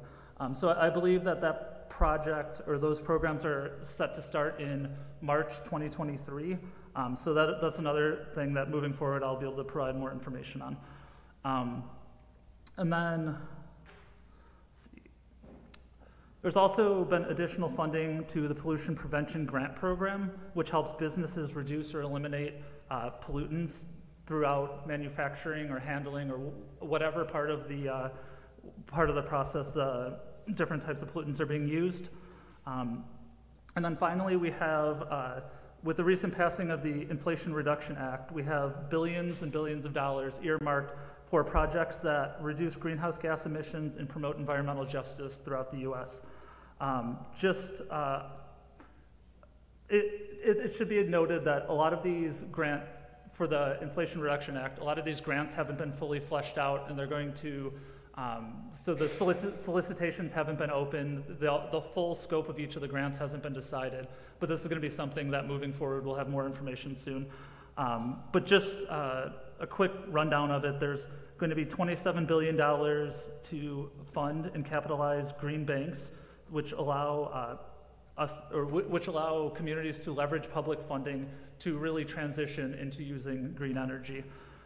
There's going to be $5 billion in climate pollution reduction grants, which are given to governments and tribes to help develop and implement greenhouse gas reduction programs throughout their area.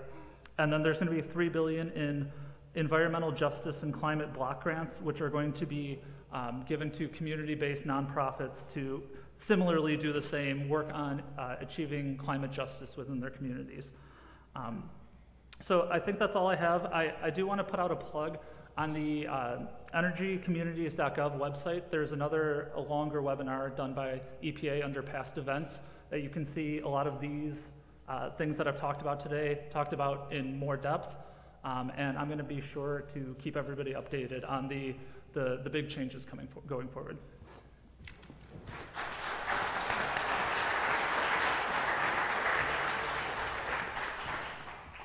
That's great. Thanks, John. A lot of resources there at EPA. Next, we got James from EDA, so Economic Development Agency. Please join us.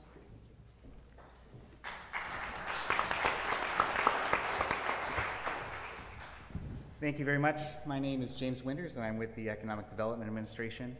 And I'm actually I serve and work in Indiana, but I'm actually from Alton, Illinois. And so we spend a lot of our summers down here because my wife's family's from Mount Vernon and Benton. So it's good to be back home.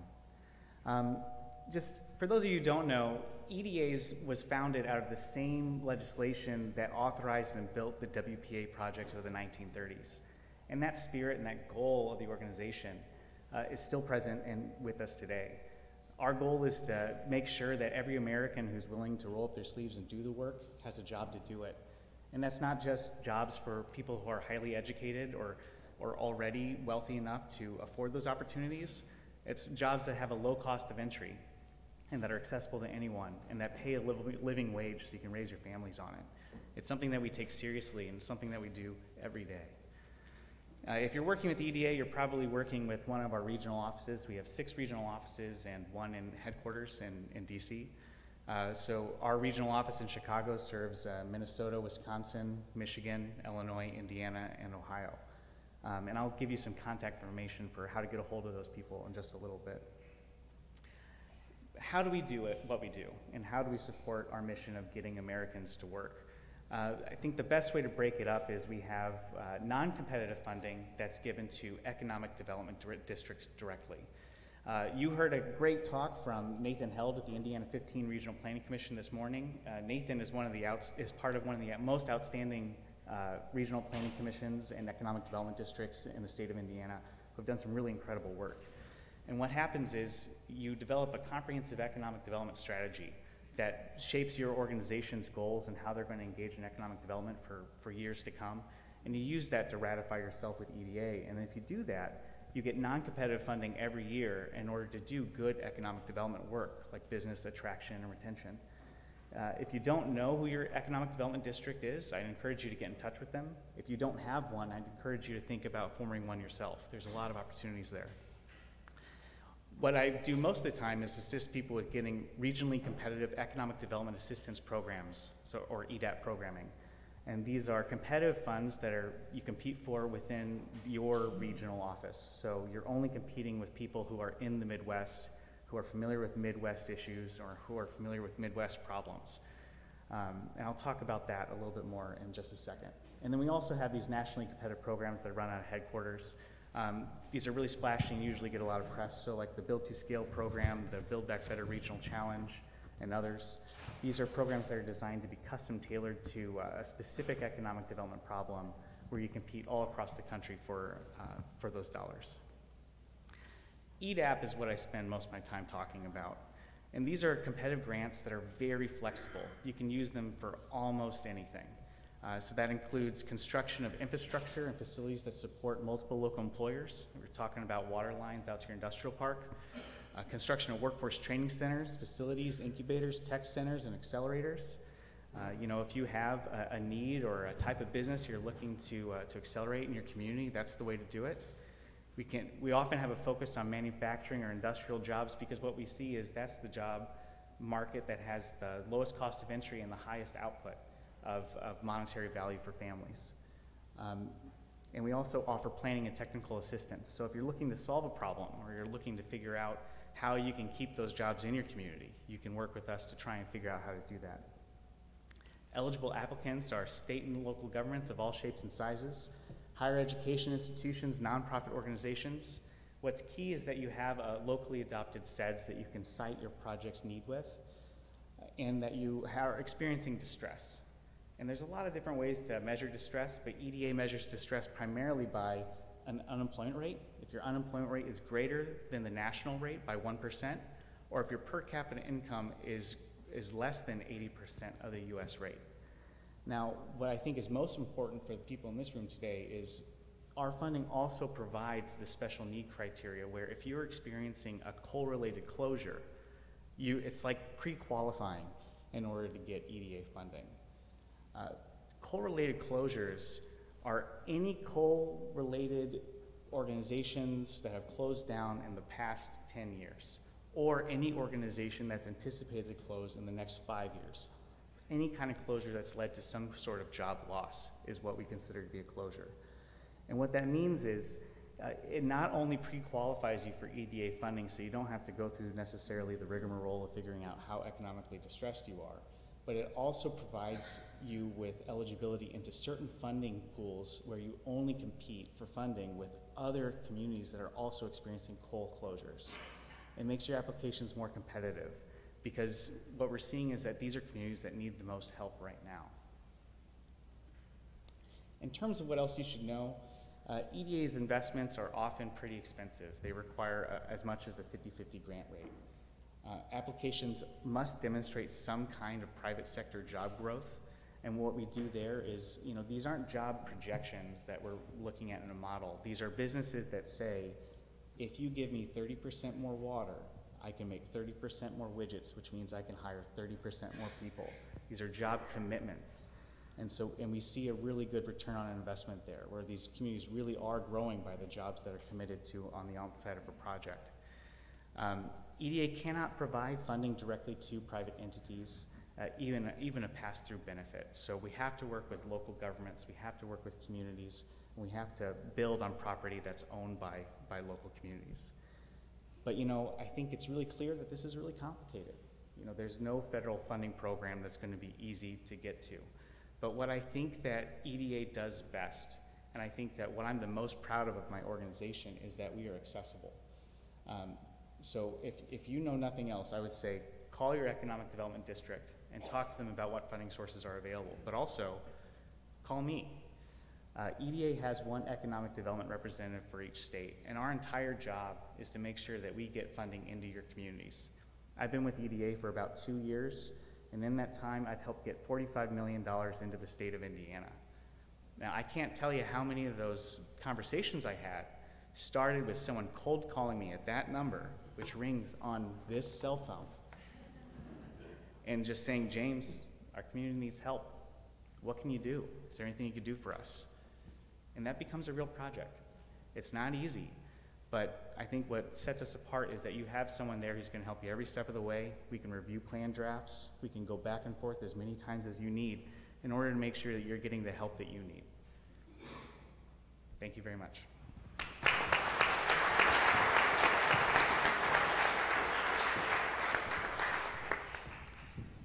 Thanks, James, and appreciate the heartfelt sentiment and availability.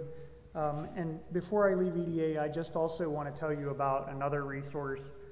Through the national office, EDA has invested $5 million with the National Association of Counties, specifically on a community of practice focused on coal. Earlier today, we had some slide cycling as folks were grabbing their coffee and breakfast this morning, and we'll put that back up as well as send that out to everyone that attends today. That's establishing a community of practice specifically around coal communities where best practices and lessons learned can be shared. You can reach out to other coal communities and say, hey, what's working for you? What are the tricks to the trade? They're also going to provide technical assistance. They're going to provide technical assistance to help folks that win coal money from EDA to do even better in their implementation, but also folks that haven't won yet. They're going to actually provide technical assistance from the National Association of Counties to help folks get more competitive and just make it that much easier to access EDA funding. So that'll just be a body of support that'll be available that we'll send out. They're going to have a virtual kickoff meeting November 3rd, if I remember correctly, and you all will certainly be welcome to attend that if you wish. So with that, we have our last panelist. So Lane Doak from DOE, please join us at the podium.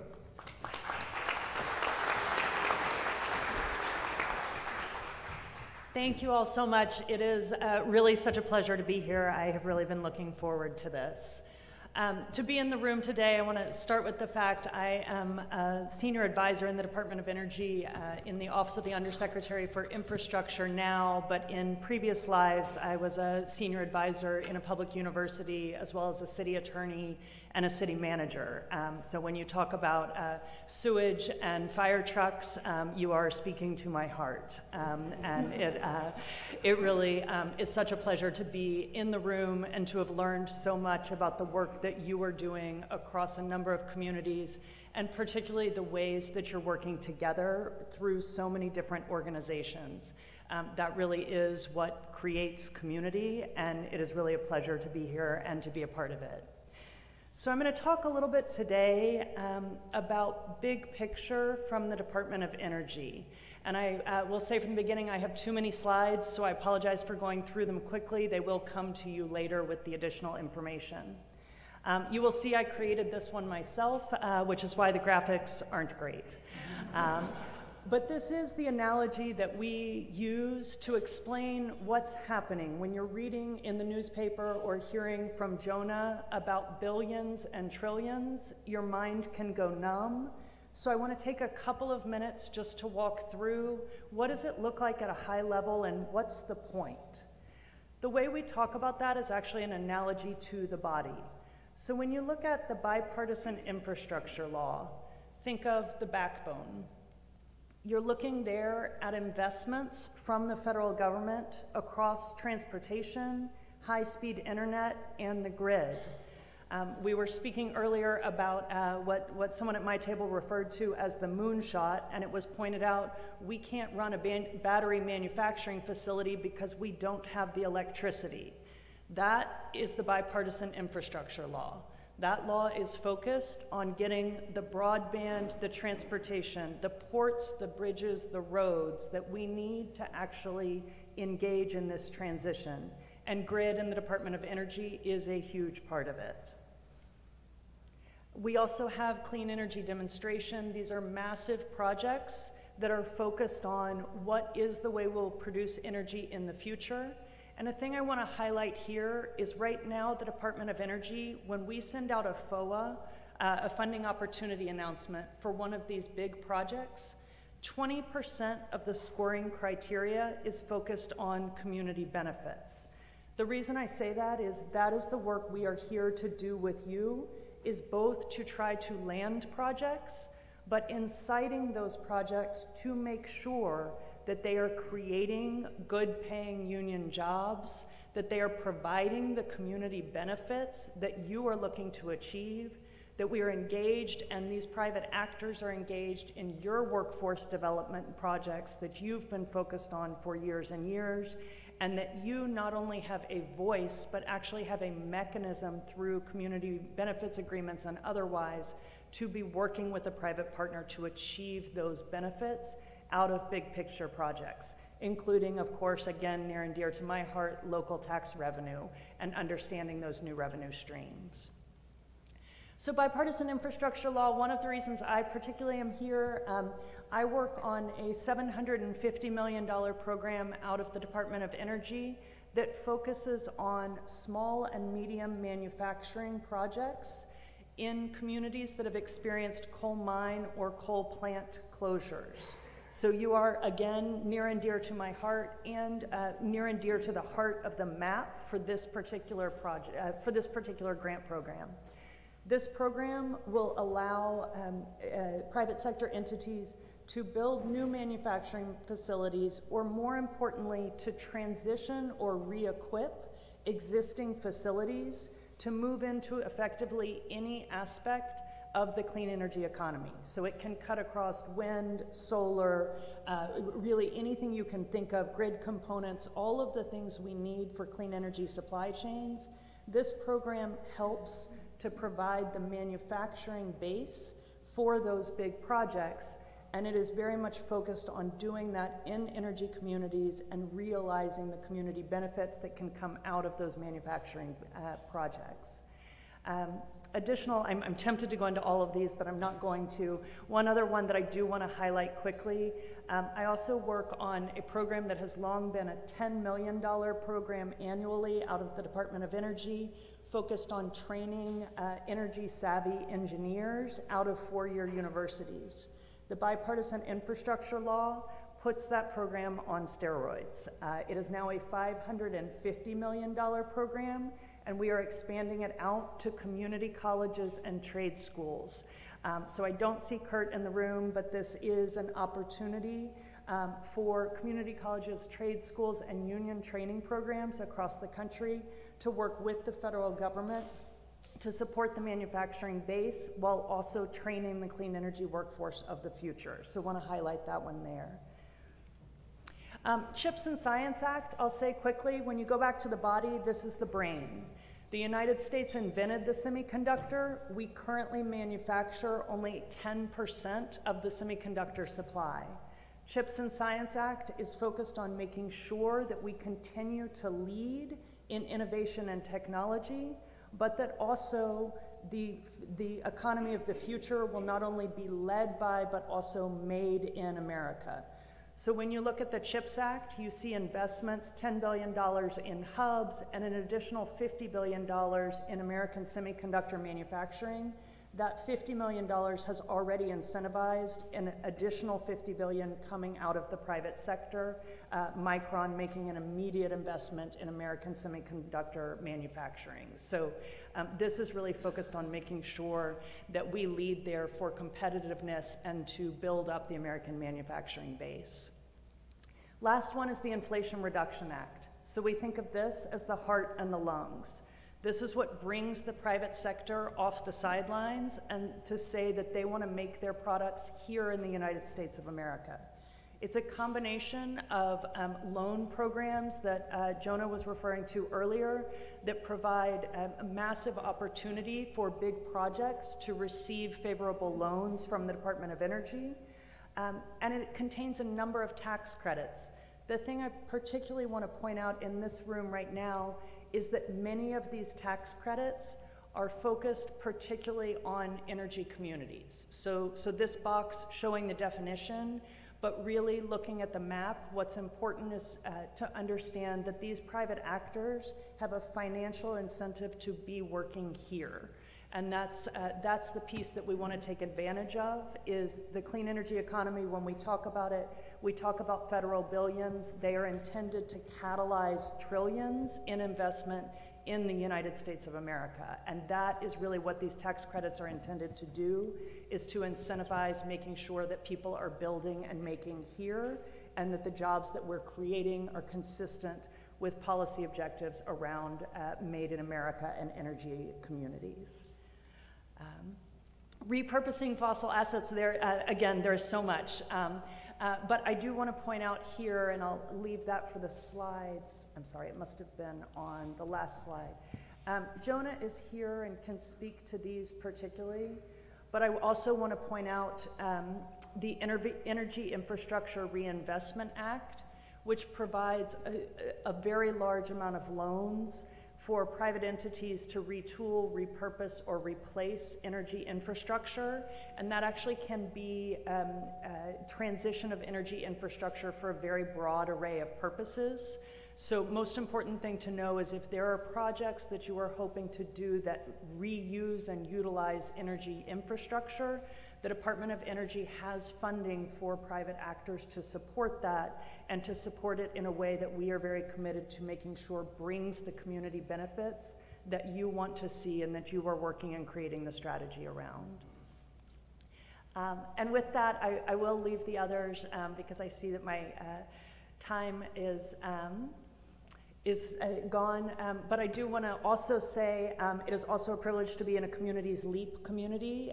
That is a key initiative of the Secretary of Energy, and it is very focused on providing resources to allow communities to come together just as you have, to find opportunities, to step in to what is happening across the country in this larger area. I have seen your LEAP application as well as much of the work coming out of it, and just really appreciate everything that's happening there. That will also connect you to a variety of state community energy programs that are also running out of the Department of Energy. So thank you so much, and look forward to connecting with all of you across the afternoon. Thanks.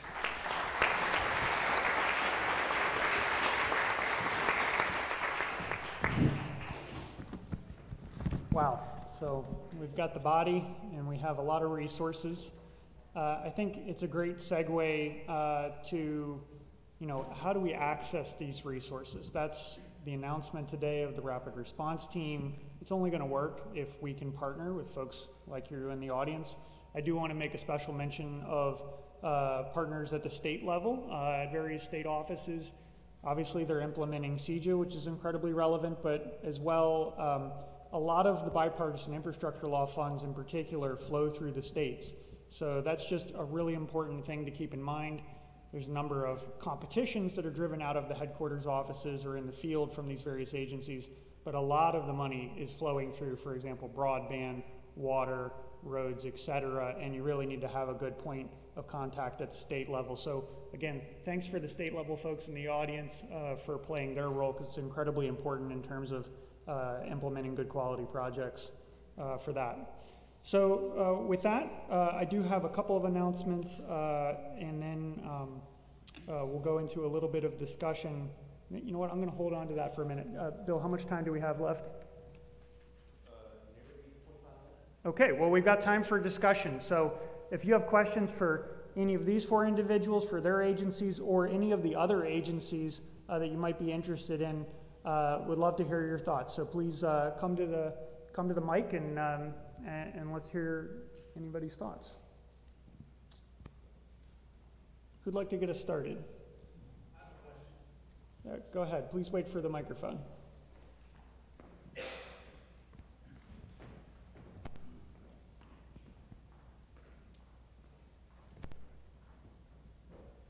I'm Will Stevens, mayor of Murfreesboro, Illinois. Particularly when you were talking about the brownfield money, there's a specific situation in my community where we have an old manufacturing plant. It was a 4-story brick building. It was a former brown shoe company, to be exact. And this particular property, as many old dilapidated properties, they end up caught up in this tax sale system. You know, the taxes haven't been paid on them. The owners of them have long since passed away or whatever. And so the city isn't in ownership of this property, but we want to access funds to clean up the property. And of course, my city attorneys will tell me over and over again that it's a giant liability for the city of our size to take on this, behemoth cleanup. But it's very difficult for us to apply for funding because we don't own the property. And so I know a part of this is just I've got to convince my council that it's worth the risk to move forward. But I know that I can't be the only person who's kind of seen a similar situation in their community where, like, the cleanup cost of this would be 1/5 of my entire budget if I were going to try to do it myself. So there's a lot of money here, and I think we would qualify for a grant, but there are a lot of other places that qualify. So can I gamble that, going forward and just buying this property off the tax sale or whatever is going to be worth it to me if I don't get, the funding I need? So I don't know if it's so much of a question as an explanation of the situation I'm in, and something maybe to think about in regards of how communities interact with these bigger legacy buildings. Yeah, great points, great question. And I'd like to talk with you a little more after this to get a little more information about it. But as you mentioned, yes, the requirement is to own the site. And unfortunately, there wouldn't be any sort of guarantee that that a grant application for a cleanup grant would go through. However, if you were going to do it, now is really the time, with there being no cost share on the cleanup grants when it's normally 20%. And it looks to be that's going to be the way moving forward for the next 5 years. So I would say that the potential benefits are huge, and this is one of the best opportunities now to do it with the money coming in from the bipartisan infrastructure. Is there money in there for them to purchase it and do cleanup if it's hazardous? I don't believe. She was asking if there's money in there to purchase for the cleanup, or purchase the site. No, I'm asking him if there's money, and I'm asking him. No. The program does not offer money for the purchase for cleanup. I think from the Department of Energy's perspective, the questions I would want to be looking at are, what could it be used for in the future, and is there a possibility of a partnership between the private entity that owns the land now, the city, and a private actor that wants the tax credits, quite honestly, that are available right now, in order, and that would require some understanding of the nature of the property and also how it connects to supply chains across infrastructure, et cetera. That is work in the Department of Energy that we are trying to do. So one question I would also have is it appearing on brownfields maps? Is there a problem? Is it appearing as available to private sector industry, particularly with your state economic development office? So one thing that I might encourage is just making sure that they're aware of it, because that will be the first person, the first point of contact for major private industry would be that state economic development office. Thanks for getting the conversation started. That was great. Who else would like to join the conversation?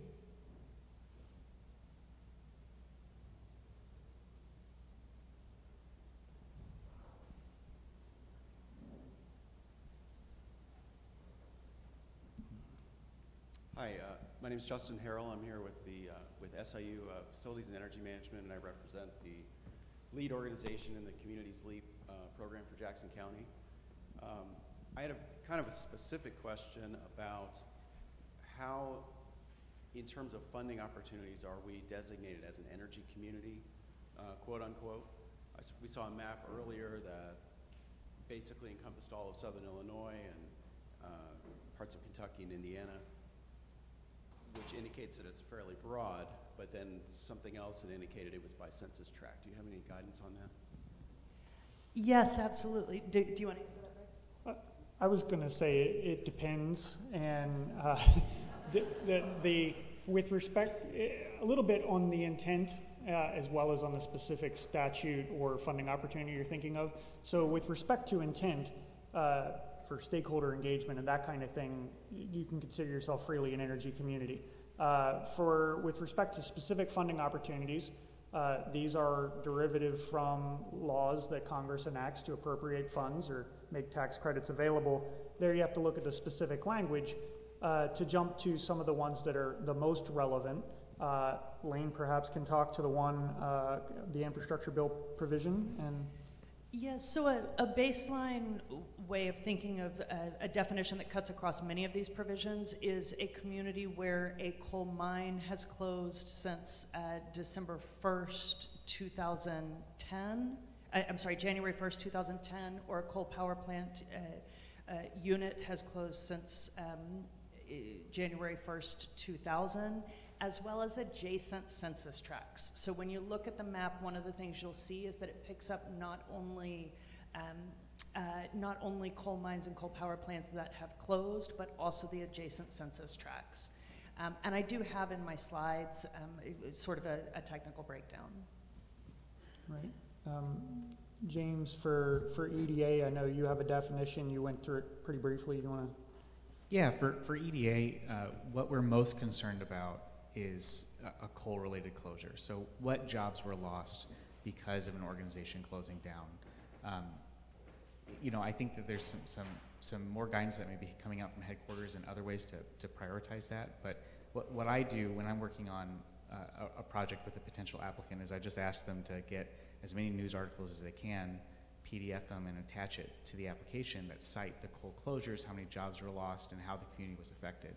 And then I work with the applicant to make sure that the narrative in their application is reflective of, you know, like we're building a workforce training center specifically designed to reskill workers whose jobs were lost in the coal industry for jobs in the tech field or in automotive manufacturing or whatever it is. And so, like, for us, it's not necessarily the designation of the coal community. It's being able to cite a coal closure in that time frame of the past 10 years or anticipated in the next 5.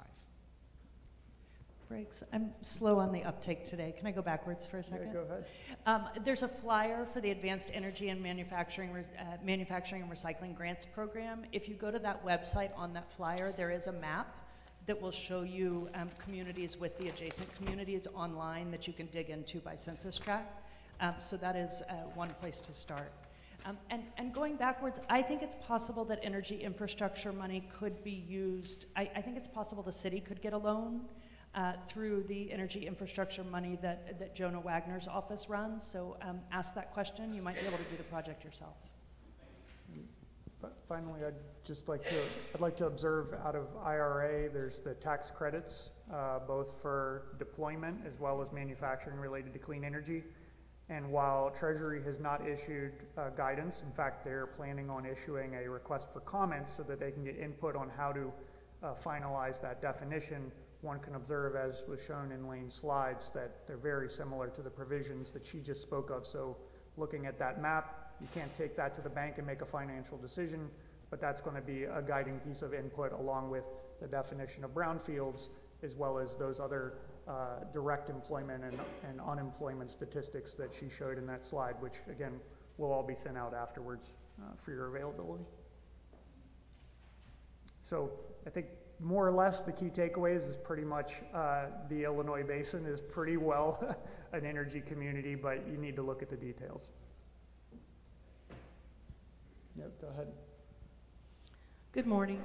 My name is Mary Ann Medlock. I'm from the West Kentucky Workforce Board. This morning, my head has been spinning by the number of applications and funding streams and the amount of money that is out there. And I'm looking forward to working with the Rapid Response Team to help us navigate some of that. But specifically, my question is, previously, the workforce boards used to be able to get money from the Department of Labor to do workforce studies, to investigate and learn about new occupational pathways coming our way. Is there a specific grant where we can pursue to be able to do that now, perhaps through one of your funding streams, to be able to develop clean energy curriculums and workforce data study? You can definitely do that through the program that I mentioned earlier, working together with a community college, trade school, or union training program. And that program is called the Industrial Assessment Center program. It's Bipartisan Infrastructure Law 40521 is the other reference. And a funding opportunity is expected in that program. I'm trying to remember exactly what we've said publicly. I'm going to say fourth quarter 2022 or first quarter 2023. So somewhere between December and March. Yeah. Great. For EDA, we have similar programs, but we have, oh shoot, I'm going to forget it. It's LTA STP, that's Local Technical Assistance and Short-Term Planning. And the way I like to sum that up is any economic development question that you have, you can request EDA funding for a study or to develop a plan to get into it. And so through this funding source, we funded like shift share analyses on, you know, this is what the base of our economy looks like, but we're losing jobs affiliated with this to other regions. How do we keep those jobs in our region? To workforce training strategies. Basically anything that you can make a compelling argument for, you can get access to short-term planning or local technical assistance. Something that's cool about EDA funding is that from the onset, you don't necessarily need to know exactly what funding source you're going to be applying for. Just, you know, call your EDR and we can work together to develop an application. And what I like to do for folks in Indiana. I can't speak for my other EDRs, but I like to try and target several funding sources at the same time. So I'll make sure that, and then on the back end, what we do is we just feed that project into the funding source that is the best fit for our organization and theirs. So, you know, just call your EDR and they'll help you talk through it. Yeah. Excellent. And I'm happy to take an action to follow up with our Department of Labor partners as well to ask your question as well. So thanks for asking that. Okay. Got a couple more minutes here. Anybody else like to join the conversation? Here we go. Hi. Great. Jennifer Olson, City of Marion. I like where you're going with programming that gets high-wage jobs back, because we know that if there were gas, coal, oil mining today in Illinois, those salaries would be a little bit north of $99,000. And where we sit in our county next door at Williamson, our household income average is $54,000. The state's at about $72,000, so jobs is the priority. The other huge impact, and I'll use the example of a power plant closure, is impact to EAV and tax income and the services that are supported by that. So when our communities lose funding for schools, when they lose funding for fire departments, it's a big issue. As we work towards getting high-wage industries in the market, is there something that is coming that can help communities bridge to limp these schools along until something is here that's producing a similar tax benefit? I'm not aware of a specific program. I don't know if anybody else, either on the stage or in the audience, has any points of view. I'd say as a general matter, it's what you're saying sounds very familiar with the comments that we've heard in a lot of coal communities. It's the tax base is absolutely critical. Cindy, do you know of any other programs or want to join the conversation? I don't in the Midwest. I can say that there are some programs in the state of New York that do that. Okay. I was just saying that good news is there's a template in the state of New York where they have a bill that actually reimburses over a period of time at a decreasing rate to do just that, to help plug the gap while school districts and other entities in government can adjust to the loss of the taxes. But I don't know of any in the Midwest. Thanks, Cindy. That's Cindy Windland, who's with our IWG team. And, you know, while it clearly doesn't help in the short term, you know, economic development is being done here for the intent of replacing the tax base in addition to creating high quality jobs. So that's definitely where we're going, but I totally get your point about the sort of short term pain there. Yeah. Anybody else like to comment about that or bring up another question? Amanda?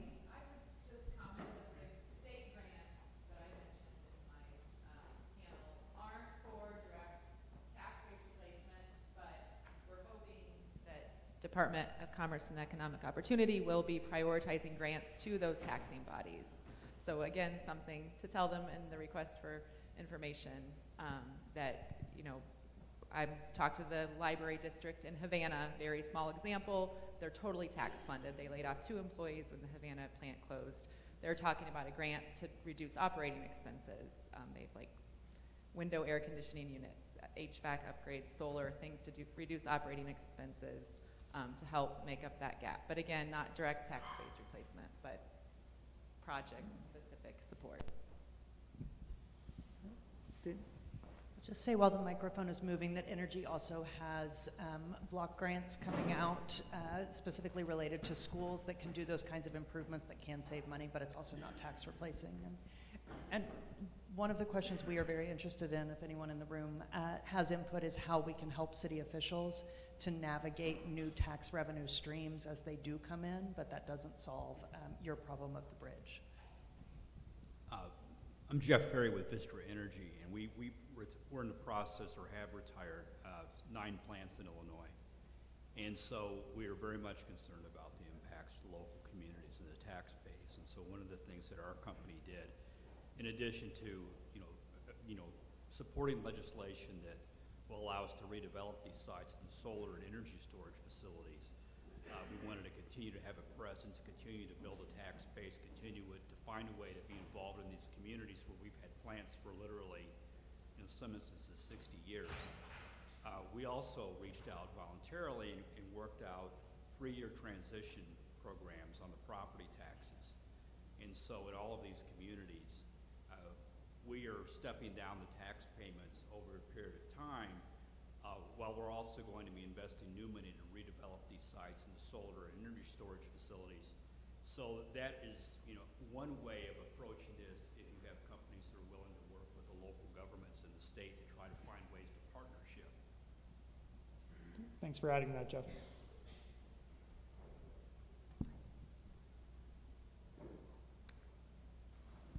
Carrie?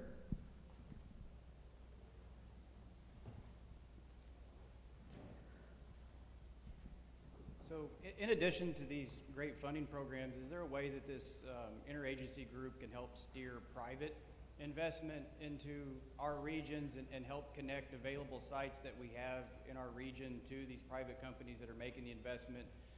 As much as most rural areas try to market their regions, we don't have the budgets or the money to really get on the radar of site selectors, but there are some wonderful sites in this region that could support large developments.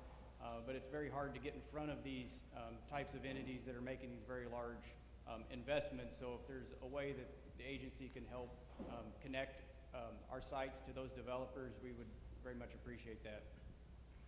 Well, I think it's absolutely the right question. Lane's smiling because we've been talking and actually sort of dipping our toe in the water here, but I want to very much say that we would love your input on if there are best practices or ways to do this. Doing it at scale with real community involvement across the country is very complicated, bringing lots of parties together. But nevertheless, it's absolutely on the front of our mind. In one of our early listening sessions with some Illinois coal communities, folks made this exact point, and so we have reached out to some trade associations and other groups that are bringing together lots of entities that are willing to invest private sector capital into these coal communities, especially with the passage of all these tax credits and et cetera. But doing that at scale and with real community involvement is very challenging. So if anybody has any recommendations, today's the day to start that conversation, and we want to do what you're describing. Lane, do you want to expand on that? I think I would just add, as Briggs said, the first step was actually the Inflation Reduction Act, which if you think you're looking for that map, private actors are, we hope, looking at that map every day. They are now incentivized to be working here. At Energy, we're working very closely with state economic development agencies and also with the Department of Commerce. We're entering new collaborations with Commerce to try to, and obviously working really closely with the interagency working group to try to make sure that when private industry is looking, they're not only first looking at the energy communities maps, but then they are able to tie into actors that you're working with. So as Briggs said, we're trying to find the ways, just like you, we can't always know what's happening in 10,000 different places, but we're trying to find the connections that make sure that we are connected to 10,000 different places and aware of all your sites. And really inspiring, as I said earlier, to see all the work you're doing on the ground because you're well positioned. If they, if a private actor is interested in being here, you're already working together, you're ready to facilitate that.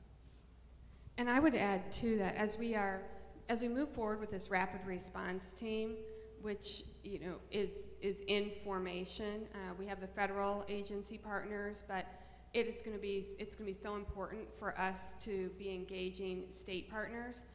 For example, yesterday, Deputy Governor Andy Menard from Illinois was here, and I know that the Deputy Governor, one of the reasons he couldn't be here today is because he's out at meetings trying to bring businesses, to the state.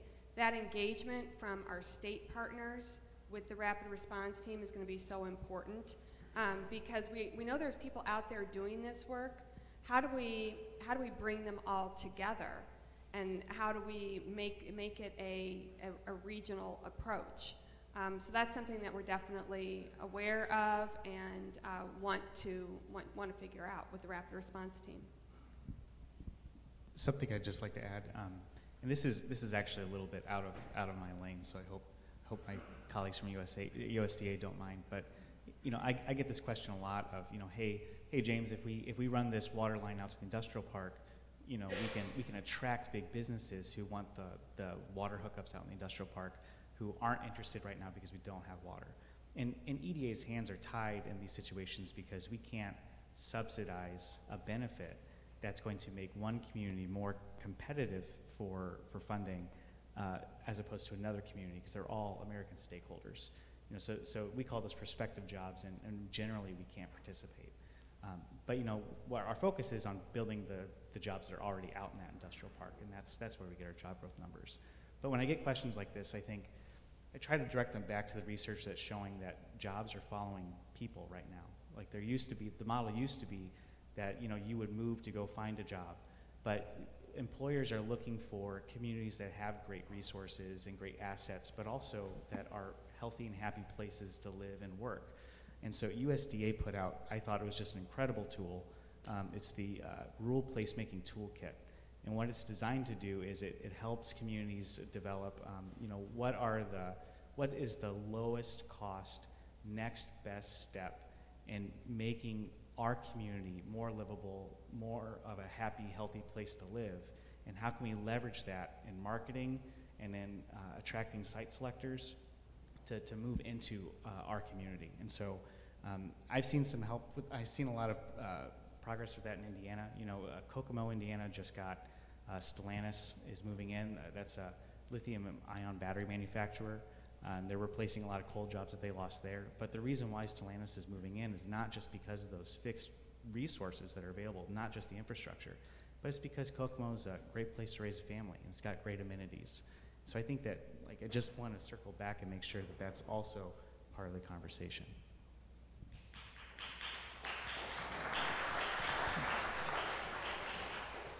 Thanks, James. I think that seems like a high note maybe to break for lunch. I'm going to thank our panelists once again. Thank you so much.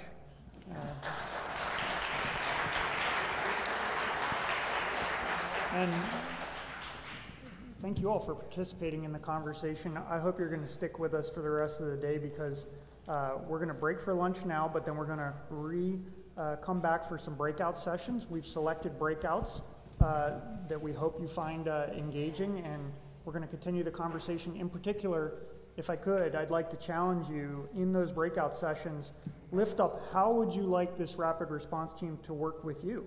You can thread that through the conversations, and then when we reconvene to wrap up the meeting at the end of the day, we'll talk about next steps and talk about how maybe we incorporate that feedback. We'd love to have your thoughts while we're all here together today. But for lunch, just a housekeeping note, we'll just be breaking for lunch on your own. Downstairs, there's a lot of seating and different restaurants that are available, and we just encourage you to enjoy that on your own, and we'll have a break for about an hour, and then we'll come back up here on this floor, and there's individual rooms for the breakout conversations, and we'll reconvene. So with that, thank you for this morning. Briggs, I'll just quickly add, all of the breakout rooms, if you go out this door, turn to the left, once you get to the T, it's down on the right. So they're all on the second floor, sort of down on the end of the hall. Thank you, Bill.